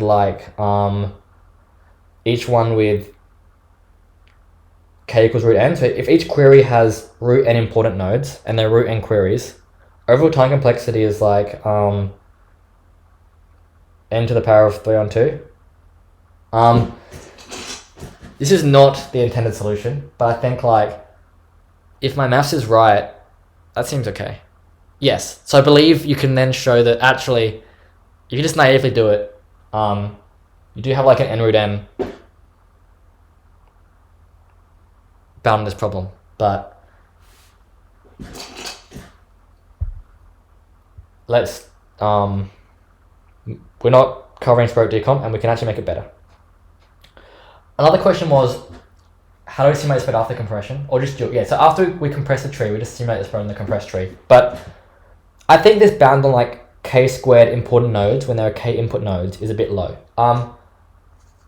Let's consider let's say order the nodes. Let's order all the nodes by their pre-order traversal in the tree. So let's say the important nodes are this node, and this node. Their ordering in the pre-order traversal of the tree is like 1, 2, 3. So a bold claim I'm going to make, and that's also been made in the chat, is that the important nodes are just the LCAs of like each pair of adjacent nodes in the ordering. So we've got the important nodes are 1, 2, 3, LCA 1, 2, and LCA 2, 3. In this case, LCA 1, 2 is 1, LCA 2, 3 is this node here. And in this case, it corresponds with our previous notion because every pair of LCAs is included. But in this case, we kind of have to prove that for each pair of nodes, its LCA is equal to an LCA of 2 adjacent nodes. I think how we can show this is like by considering the case of we have like A is less than B is less than C in our ordering. So we have 3 nodes A, B, C in our ordering. Where A is less than B is less than C, and we want to show that like the LCA of A and C is going to be either the LCA of A and B or of B and C. I guess through an example, consider now that none of them are answers of each other. So we have like just A somewhere in the tree, B somewhere in the tree, and like C somewhere in the tree. Let's like draw out cases. Okay, so LCA of A and C is this node up here. LCA of A and B is this node here, and LCA of B, C is this node here. So in this case, yes, LCA of A and C is the LCA of B and C. But if we consider all the possible cases of A, B, and C where they're not answers of each other, like there are 2 cases. Case 1 is B is closer to like B is kind of closer to A than it is to C. So like what I mean by that is B is like on this side of the LCA of A and C. And the second case is B is on this side. Why are there no more cases? Well, why couldn't B be like up here, for example? Well, because of how pre-order traversals work, if B was up here, it would be before A in our pre-order traversal, which we've said is not the case. We've said that like B is between A and C. And so in this case, the LCA of A and C is either going to be LCA of B and C or the LCA of A and B in the case where B is on this side. So in the case where no nodes are ancestors of each other, no important nodes are ancestors of each other, in that case, then it's efficient to take LCA of adjacent nodes. Because we can always, a non-adjacent LCA is always some adjacent LCA. Okay. What about the second case to consider is like, what if one of them is an ancestor of another one? So we have like,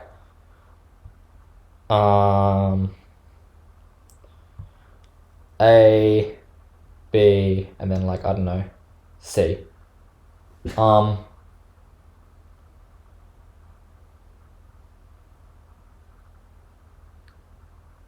So in this case, we know that if a node is an ancestor, it's earlier in the pre-order traversal. That's how we define that ordering. And so in this case, LCA of A and C is going to be LCA of B and C. And like another case of ancestor is like you have A, B, C. In this case, LCA of A and C is just A, which is LCA of B and C. I think that covers the ancestor case. So the lemma post here, which is a more formal way of doing it, is to say that show that if we have A, B, and C where this is the order in the pre-order traversal, then the LCA of A and C is the LCA of implies that either, so the more formal version of my claim is that, which I said in the Discord chat, that for A less than B less than C in the pre-order traversal, LCA of AC equals LCA of AB or LCA of BC. So this is what we showed in the first case and the second case. Feel free to share your proofs as well. I think someone's typing. Just reading what's being said here.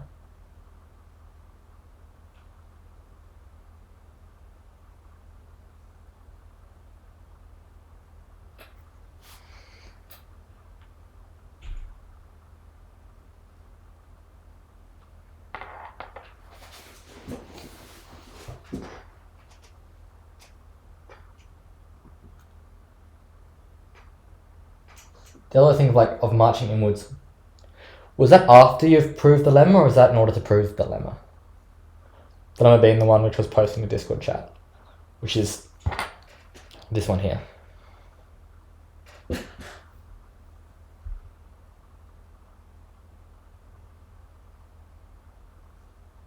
That's how you informally prove it. I guess, yeah, so another informal proof is that you can think of it as like, so the marching inwards argument is like, can you explain it? So your proof is like, you have A, B, and C. You can either like increase one of them, or decrease one of them, sorry? Is that what you mean?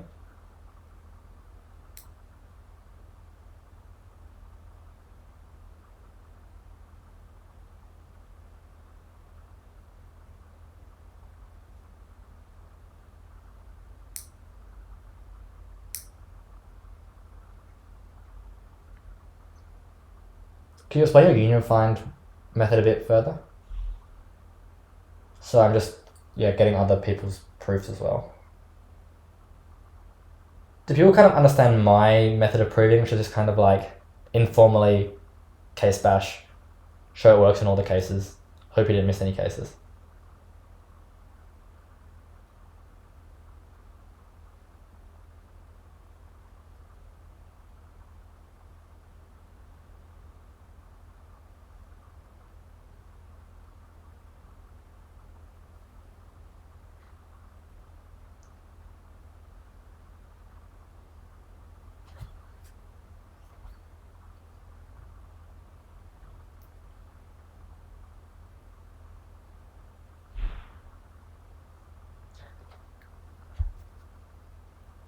I think we'll spend a couple minutes looking at other proofs and then we might just move on.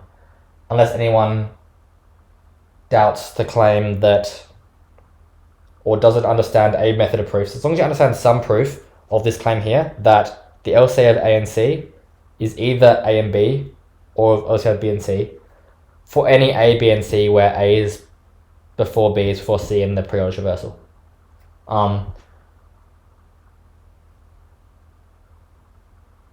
But there's still more to the problem than this. All we've said now is that we've limited to about 2k important nodes, where k is the number of input nodes, because we have the k input nodes plus the k take 1 LCAs. Obviously you remove duplicates, so we have like less than 2k nodes, which is order k, which means if we can create the tree in like this time complexity, like order k, then we can have like an order n or something overall. Now the question, I guess, is how do we construct this compressed tree?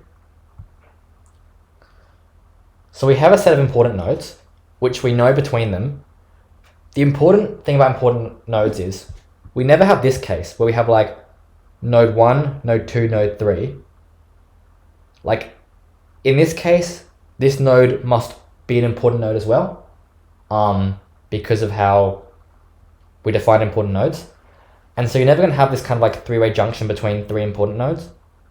So the tree is always going to be like a valid tree, I guess. So how to construct it? Well, first of all, the root of your compressed tree is just the node with the lowest height in the out of all the important nodes. So you have like a tree in black, and the important nodes are 3, 5, 2, 1, and 6. We know the root of this tree must be node 1 because it is the highest node in the highest important node. So now we have the root. From there, we want to be able to split the node into the root's children and then work from there. How can we do this? If we think about periodic reversal values, I'm not sure how much some of you know about this, but essentially the periodic reversal is like, in fact, nodes are numbered in their periodic reversal. So you go 1, 2, 3, 4, 5. I've done it again. 6, 7. Why is it always node 5 that I repeat? So now we have the periodic reversal 1, 2, 3, 4, 5, 6, 7.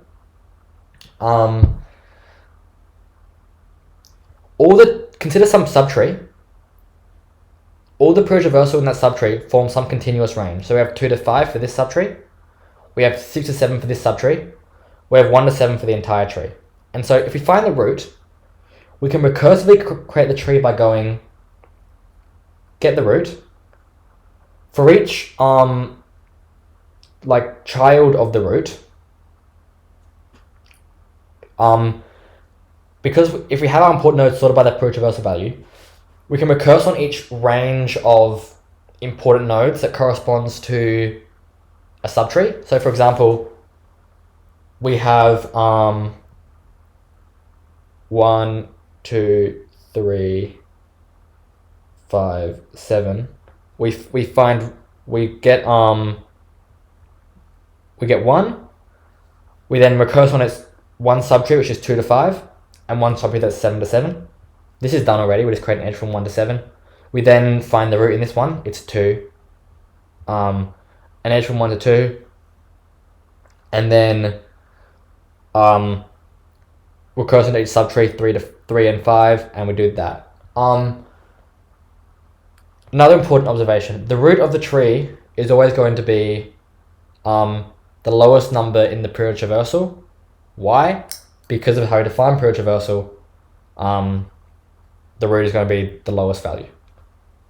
Because we visit it first before we visit its subtree on DFS when we create the ordering. And so all we have to do is then we say an edge from 1 to 2, and then like its first then like there's an edge from 2 to 3, and then the way that we'll set here, think of it like a stack, and we can think of it like a stack. And so then we have like our important nodes. I'm gonna get rid of this tree because it's taking up too much space. Our important nodes are like 1, 2, 3, 5, 7. We start by going, okay, 1 to 2, and then we say 2 to 3, and then 3 to 5, and then we get to 5, and we say, okay, 7 is actually not in 5 subtree. So in our original tree, we had like, I've missed a node here, or done something. We're gonna draw a new tree, sorry about that. That can better serve my example, and it'll be smaller to take up less space. We have, in the top corner, 1, 2, 3. And in this tree, every node is important because this is our compressed tree we're trying to find.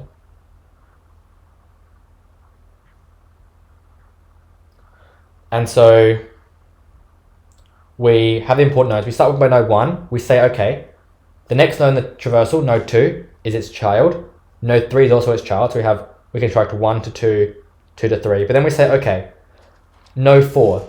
Node 4 is not in node 3 subtree, which means that node 3 must have no children in our compressed tree. So we can pop 3 off the stack, essentially. And now we consider the next node, node 4. And we say, yes, node 4 is in node 2 subtree, so it must be a child of node 2. And then we say, okay, node 5. Node 5 is not in node 4 subtree, pop 4 off. Node 5, that's not in node 2 subtree either, pop that off. Oh, node 5 is in node 1 subtree. We now have an edge from 1 to 5. So we have 2 to 4, 1 to 5, and then we say, oh look, 6 is in 5 subtree, an edge from 1 to 6. And that's how we construct the compressed tree. The other note is how do we find edge weights in the compressed tree? Well, one simple way is just pre-compute for each node the distance between it and the root in the original tree. And then like the edge weight between 2 and 3 is just distance from 3 to root minus distance from 2 to root, if that makes sense. So then the people understand how we find the tree using this stack method. And this is order n once we have the important nodes in sorted order. I think there's a bit of latency, so I'll give you some time to ask questions. But if you do understand how to find the important nodes, from there we've essentially solved the problem. We just run the original algorithm on the compressed tree. What is time complexity? Well, for each query, it's just order k log k, where k is the number of nodes in the input. The log comes from, I guess, LCA, and also from potentially sorting the nodes by period traversal, and also by, there might be a log in your simulation because our order n method of simulation doesn't work naively because edge weights can be any number now rather than just 1. But overall we have k log k for a single query. Oh, did the stream die? Oh, that's sad. When did I die? What was I talking about when I died?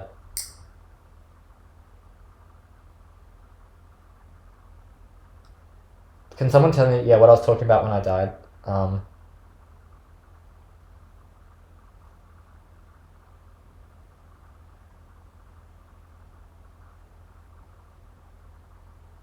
Okay, stream didn't die. Okay, it was just... So the question was, a question was, does the compressed tree's node have to be consecutive? If by consecutive you mean adjacent in the tree, the answer is no.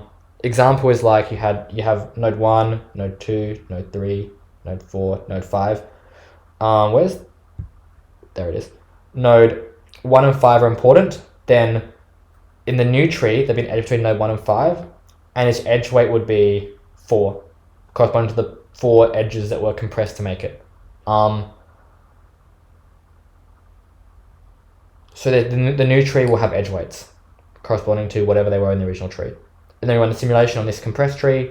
We can answer the question, which was, if you remember, for some given nodes, what virus took over them.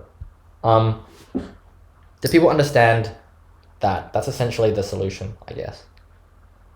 The overall complexity being essentially n log n if n is number of nodes plus number of nodes in queries.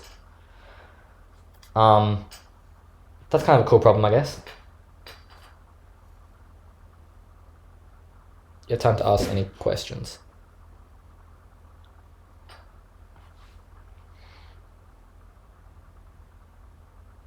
Is that no? Everyone understands? No one's saying anything, so I'm going to assume you understand. The next question is, do you want me to cover another problem or just finish the stream? So the next problem I would cover would be, it was in the Google Doc, but it wasn't, it's on Orac, it's from Yuseiko Open last year. It's called something. I can get it up.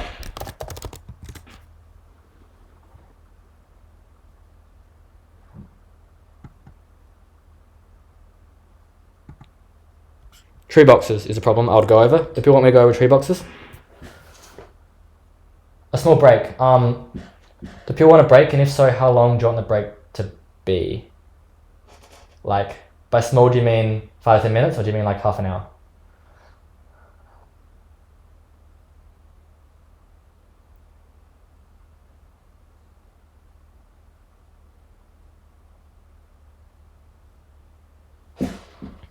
Alright, we're going to have a bit of a break corresponding to looking at the problem as well. So, if people want to keep watching, we're going to go over tree boxes. We're going to have a small break. We'll say, give you 10 minutes to read the problem and think about the problem. It's open on here. I'll also send the link in the chat as well. And I'll give you 10 minutes from now to spend your own time on it.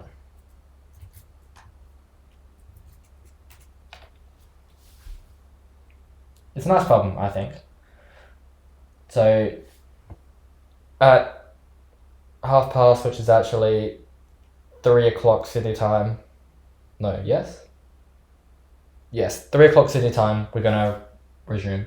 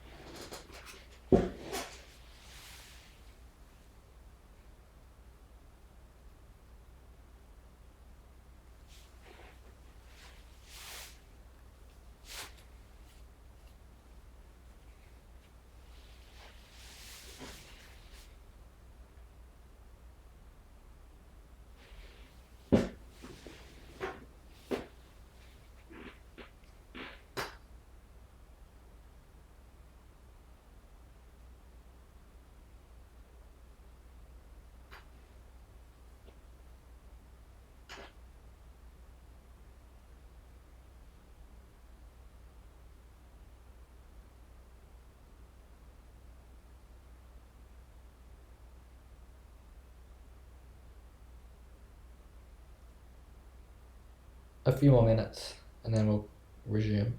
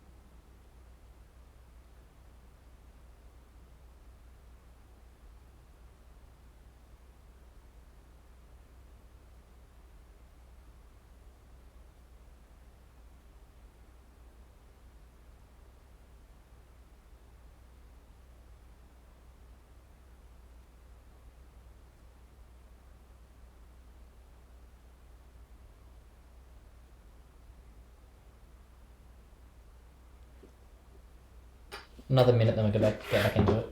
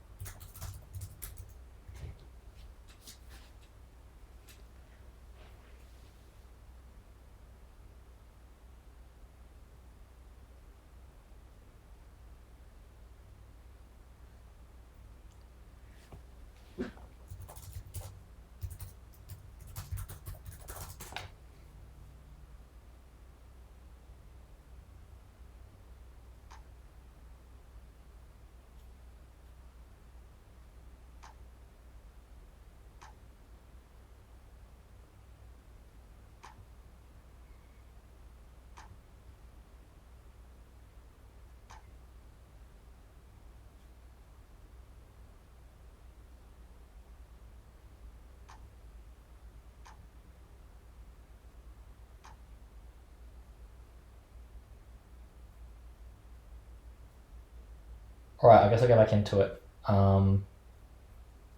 Assuming everyone can still hear me. So, hopefully you've all read the problem. Does anyone not understand the problem, I guess?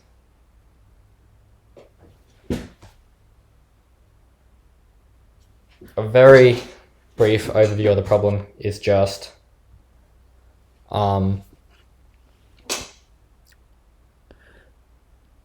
we have some tree. We're given the tree.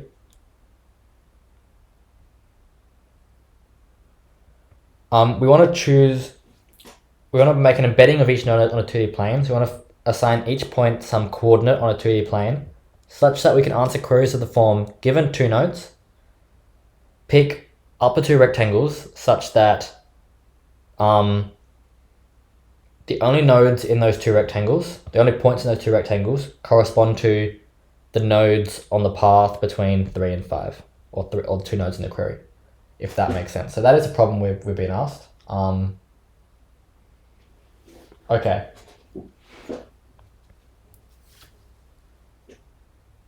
So, do people still not understand the problem? That was a kind of brief explanation. So we kind of have to do 2 parts. Part 1 is we have to, I believe, we have to give the coordinates. Yes, so we have to supply 2D coordinates for each node in the tree. Then we have to answer queries. So for example, let's say we gave them the coordinates, just say we gave them 1, 1, 2, 2. We're numbering from, let's do XY, not like grid numbering. So we got 0, 0 here. Let's number them 1, 1, 2, 2, 3, 3, 4, 4, etc. So we have node 1, node 2, node 3, node 4. If we were asked node 5, if we were asked then the path between node 3 and node 5, we could say, well, this rectangle here and this rectangle here combined do it. Or we could go this rectangle here and this rectangle here combined do it. Or we could just say just one big rectangle covers all the nodes, if that makes sense. Because we're allowed to give one rectangle, it's either 1 or 2. Then let's say we were asked node 1 and node 5, for example. Then our 2 rectangles could be this rectangle here and this rectangle here. Combined cover 1, 2, 4, and 5.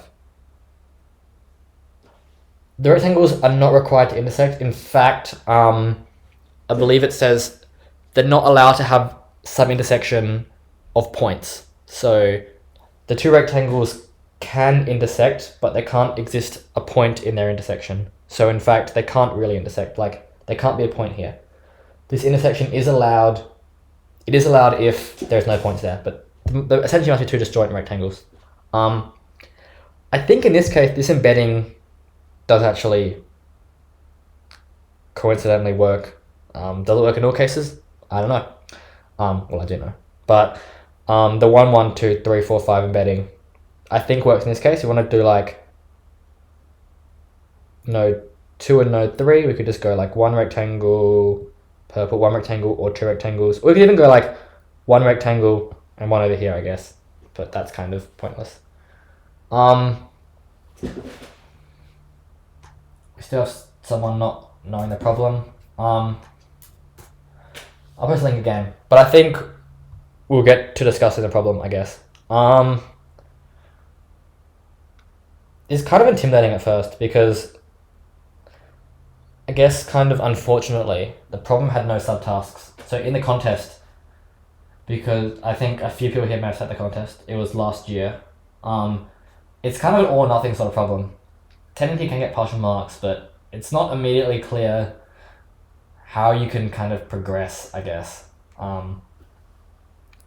But people who don't know the solution, do you have any ideas? People who do, I guess, let's not go straight spoilers, but anyone who doesn't, any suggestions, things to consider? Maybe we could just see what embeddings don't work.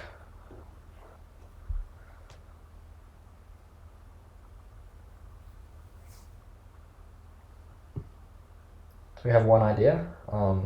Just let them type.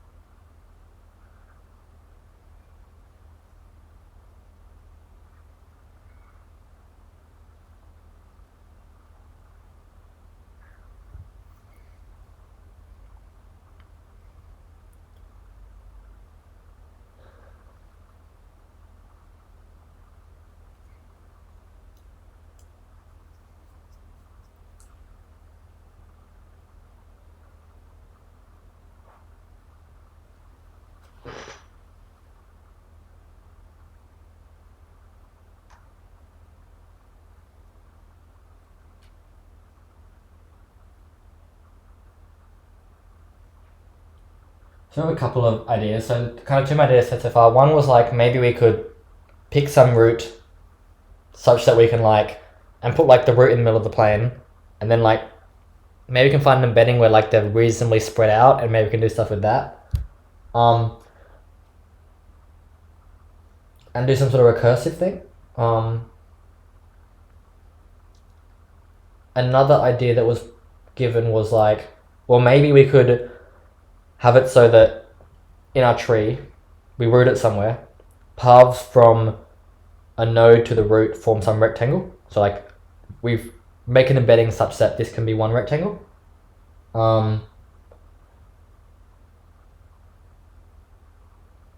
I think one important thing to point out is there is a bound on the size of the rectangle. I think n by n is the limit on how big the rectangle, on how big like the points can be. So like you can't use some sort of pattern that requires infinite size.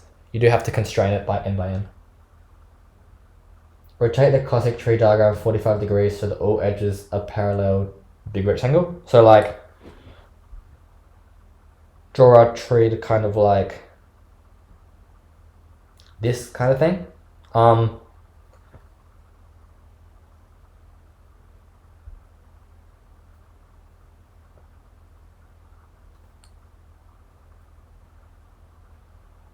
I guess one issue with like drawing the tree on the plane is the one issue drawing the tree on the plane is like, yeah, what if a lot of edges? So the case that was someone mentioned was the case where one node has an edge to every node. So we have like, this is our classic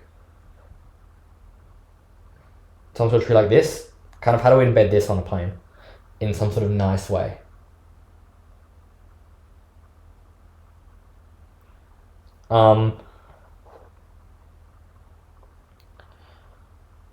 First of all, let's think about the problem doesn't require us to use one rectangle. It requires us to use at most two rectangles. And so rather than like maybe considering paths on a tree, is there something, because we have two rectangles, can we like,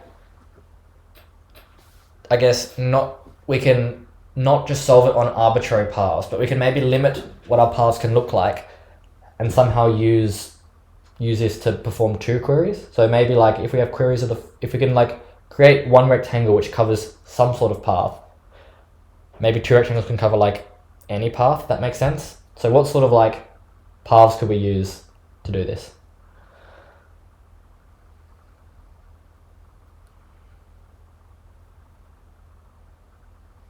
Yeah, so as was said,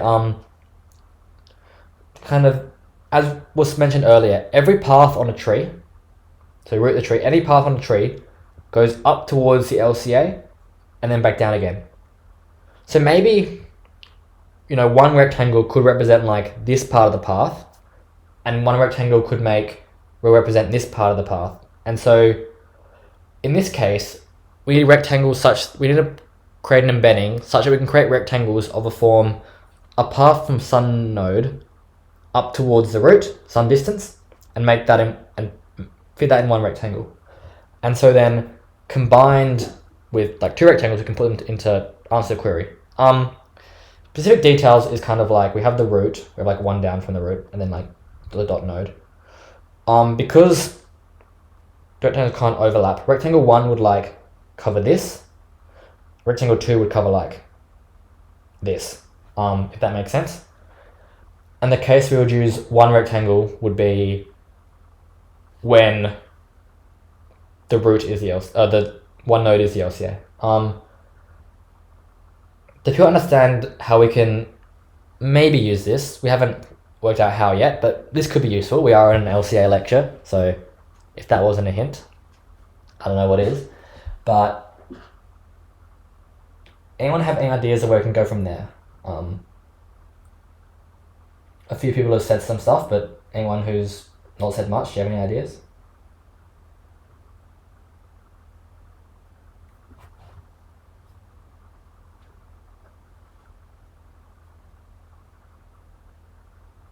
No, everyone's still very quiet. I guess I can move on, but I don't want to go straight to the solution. So I kind of want to see if anyone has any ideas that they want to explore.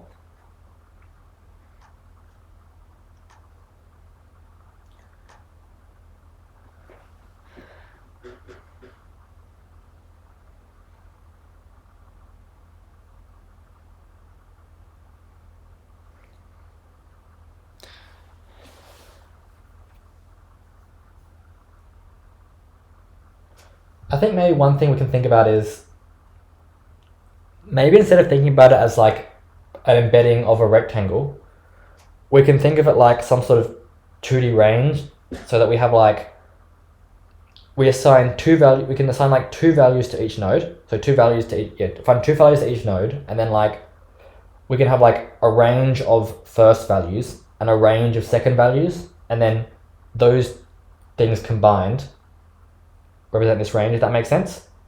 So it's still a 2D rectangle, but we're kind of thinking about it not geometrically, but then like more in terms of ranges of values, I guess.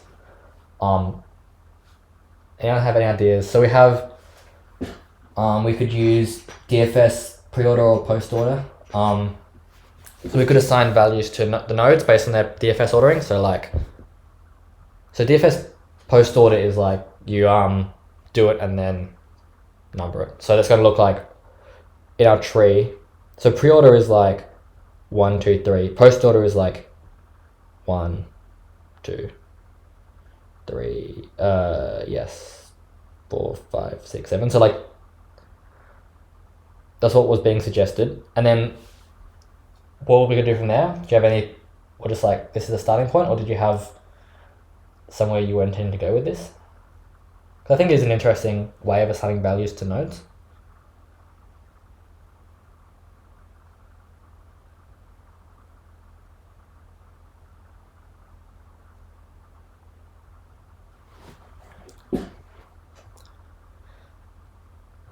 Then I'm having ideas. So essentially what we need to do is we need to assign two values to nodes such that when we get the intersection of some range of first values and some range of second values, we get a path up the tree.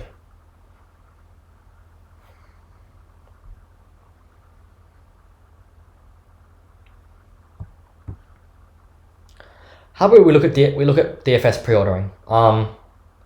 Feel free to keep working on your ideas, but let's look at the properties of a DFS pre-order traversal. So DFS pre-ordering is the ordering we've been using often, where you just do a DFS in number of the already reached them. So like node 1, node 2, node 3, node 4, node 5, then you go back up, node 6, node 7, node 8. So an important part of DFS pre-order, like an important property, is that a subtree corresponds to some range. So this subtree is 2 to 6. So if we want to create rectangles of the form for some subtree, in fact, we just do it in one dimension and just give a range of values. Okay, so that's one possible way of numbering nodes, which gives us subtrees.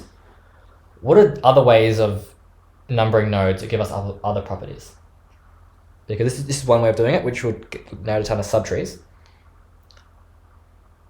What other methods are there?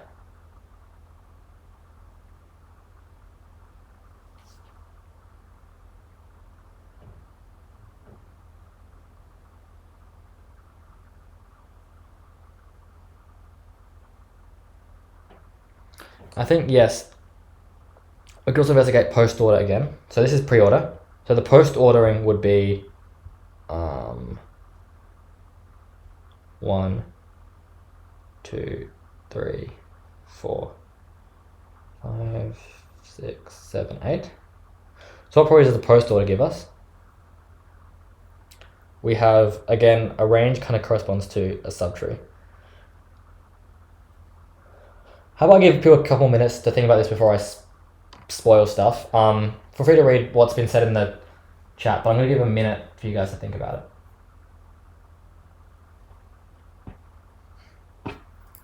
Because I don't want to, I guess, spoil the solution straight away.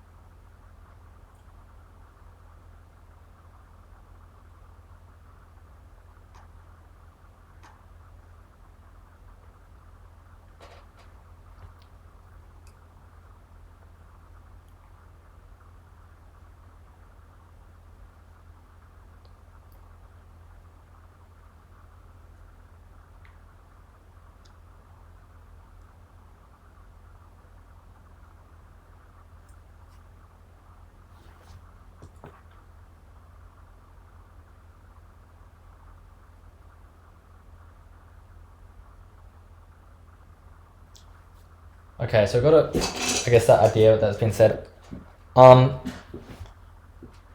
So the code that was posted in the chat is essentially what's it doing?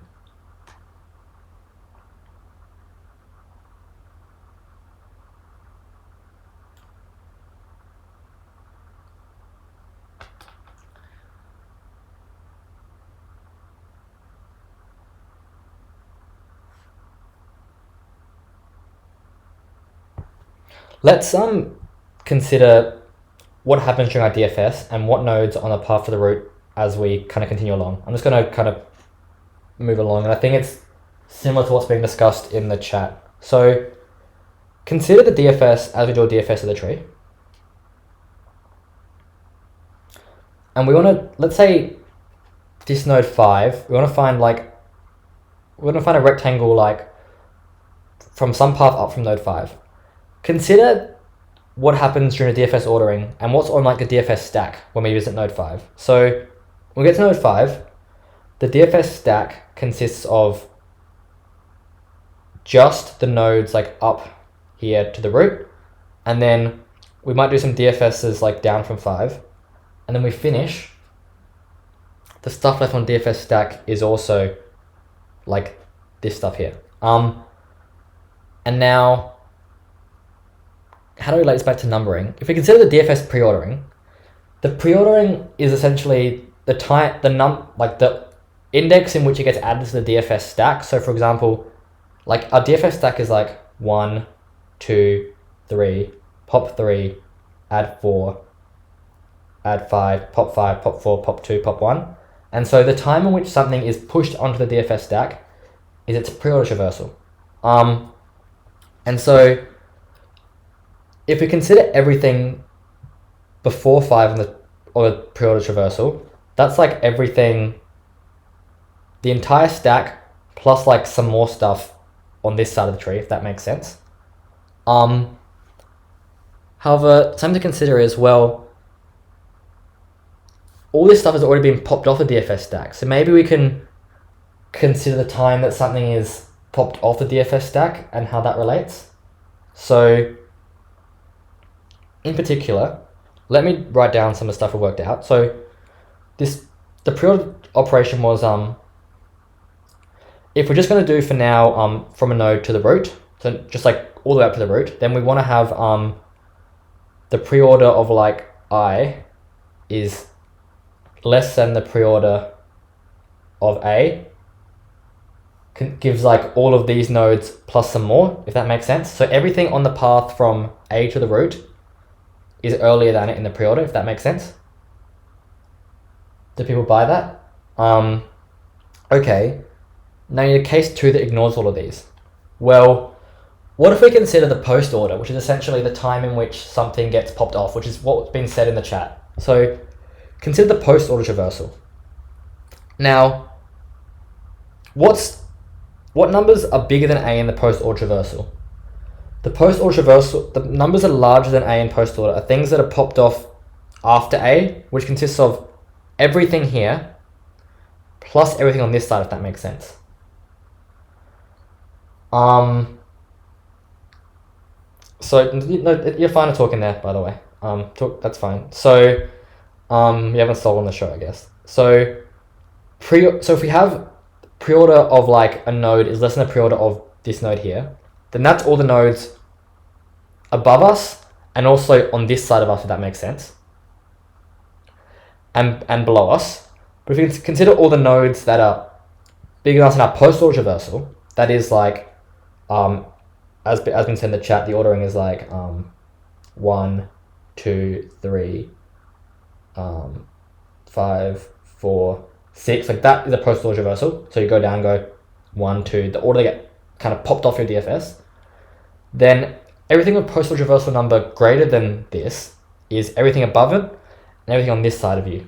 So it's at the intersection of things with a lower pre-order number and things with a larger post-order number, we get the nodes on the path from node A to the root. But kind of a big claim. Do people buy that? That the intersection between less in the pre-order and greater in the post order is the path from us to the root, which was at least a special case, I think, of what was said in the Discord chat.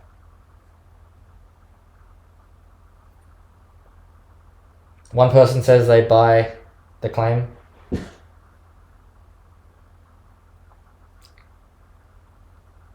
We haven't solved it yet because we've solved like a subtask, which is paths go all the way up to the root.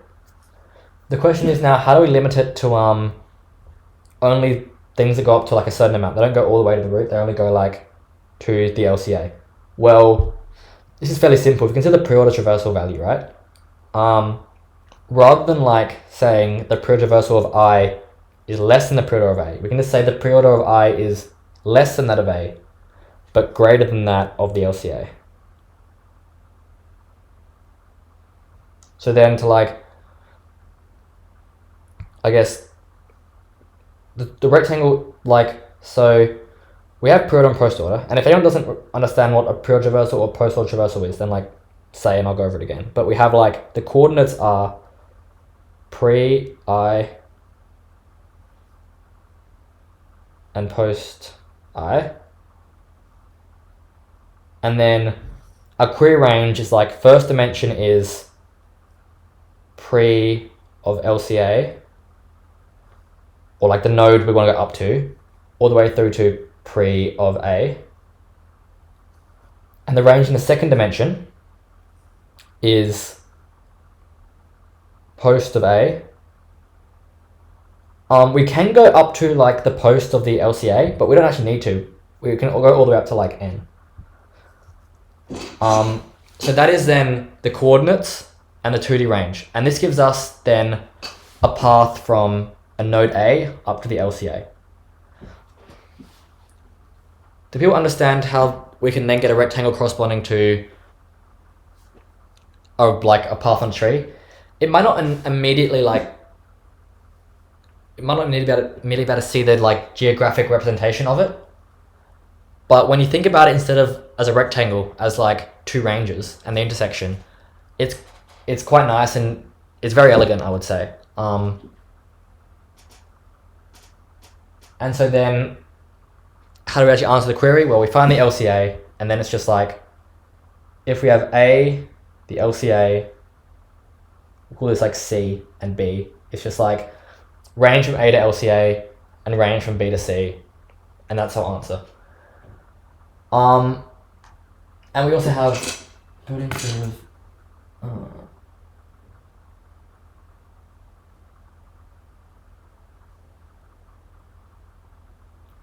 building tree of size K to K by K. Is that a geographic? Oh no, sorry, not geographic. Is that a I guess geographic representation of it? I don't exactly understand this diagram at first. What's going on?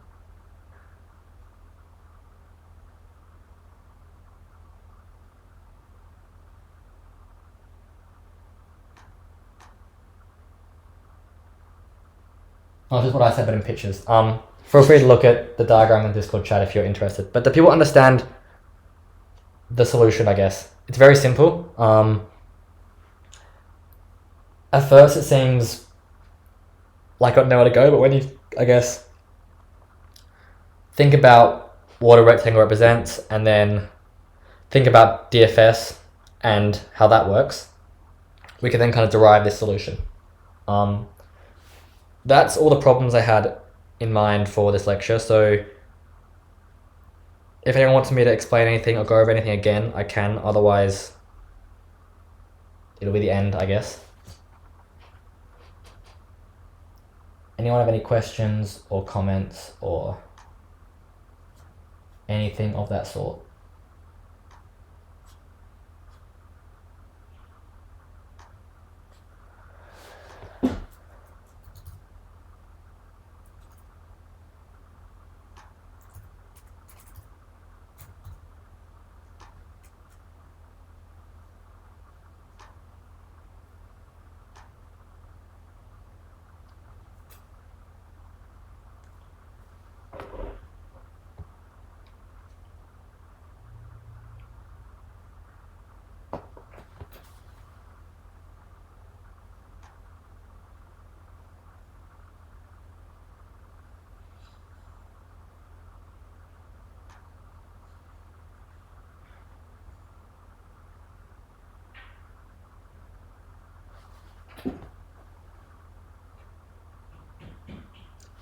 So do you want me to go over like essentially Jim Thomas but with updates to like edge weights?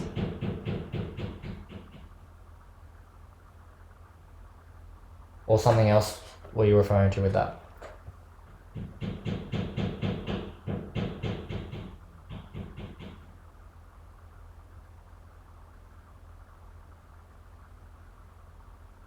I guess I'll go over that then, very briefly. So, it doesn't change the problem. So, like,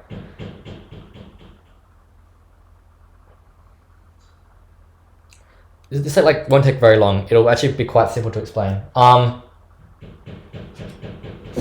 So Jim Thomas, the problem we went over at the very start is you have a tree, you have a bunch of crews of the form, given some path, what is the weight of the path? Given two nodes, what is the weight of the path between those two nodes?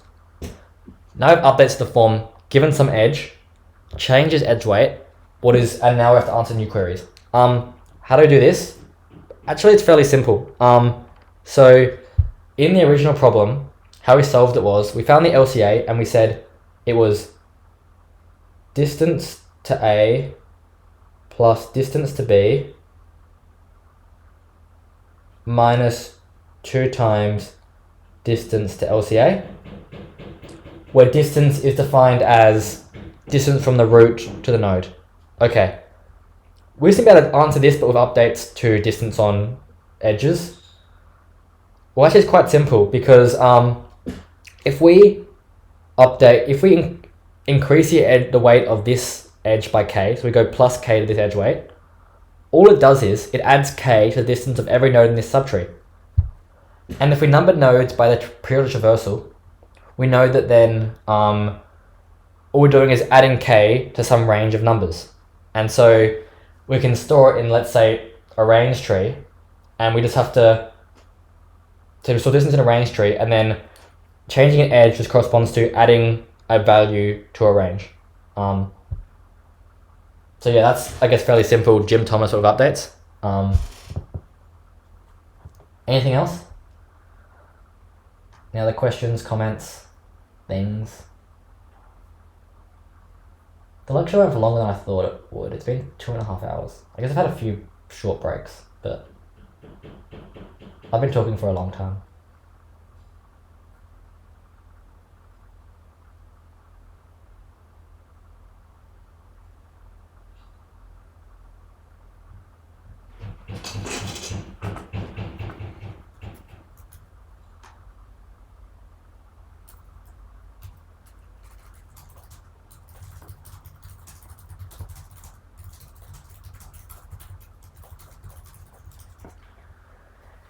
Yeah, Kevin's actually go for a while, but I don't have any more content in mind, and so I'm happy to do whatever people want.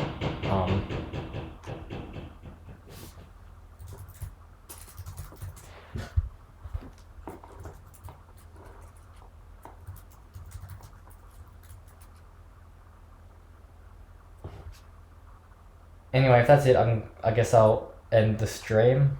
You have 1 minute to convince me to not end it. Otherwise, the lecture is over.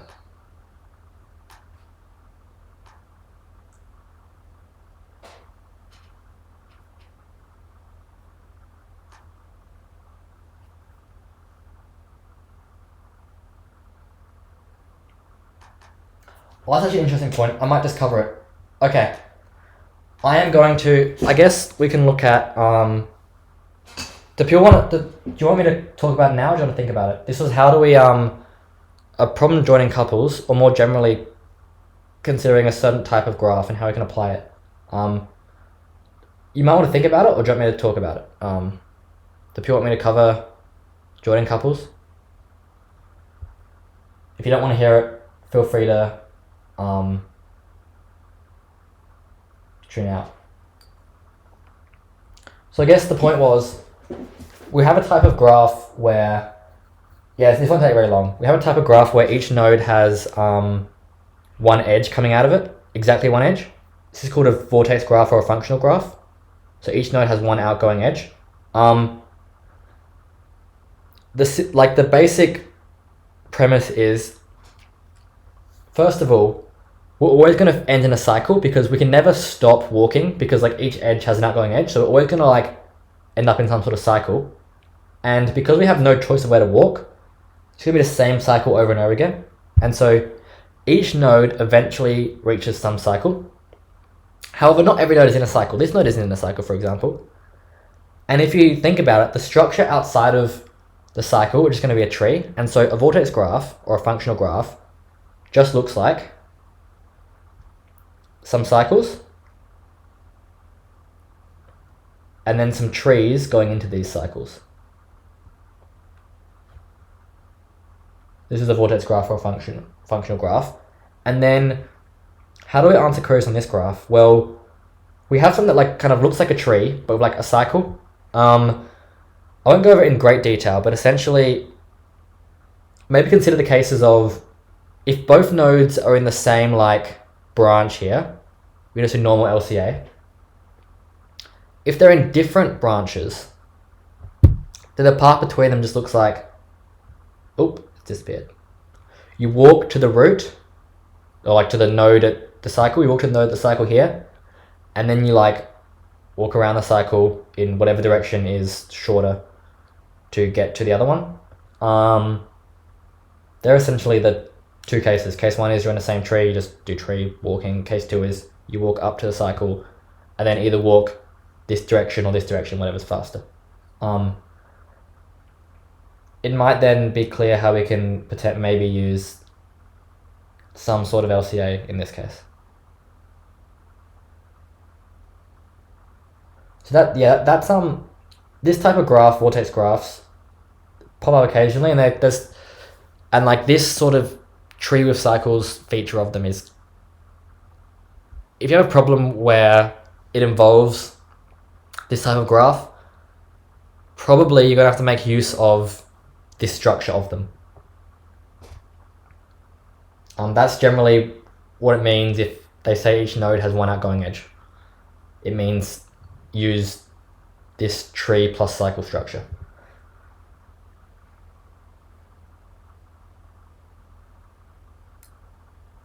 If no one else has any other questions, then anything?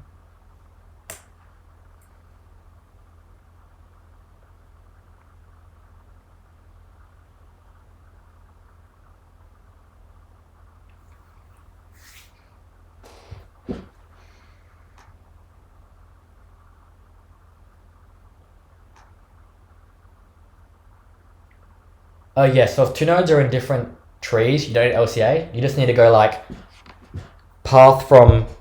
You have to store for each node, which like node on the cycle it branches out from. This doesn't involve LCA. It's just like just do it in DFS or something. You kind of reverse the edges, do a DFS, and then you just have to go like work out which direction around the cycle is the shorter of the two, because it's like at a cycle you have like two options. Either is like you walk this one around this way, or walk this one around this way and take the shorter of the two. But no, you don't need LCA in that case.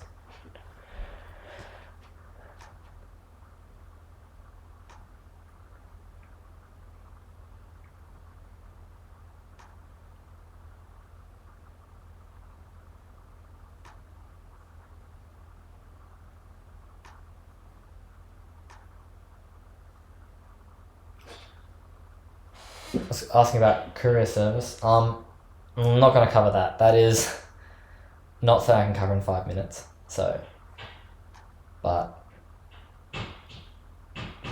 one of the problems in a set. It is a nice one to think about and one that will probably take you some time.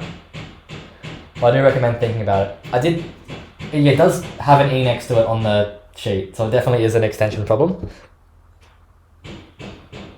But it's a nice one. Anyway, is everyone happy?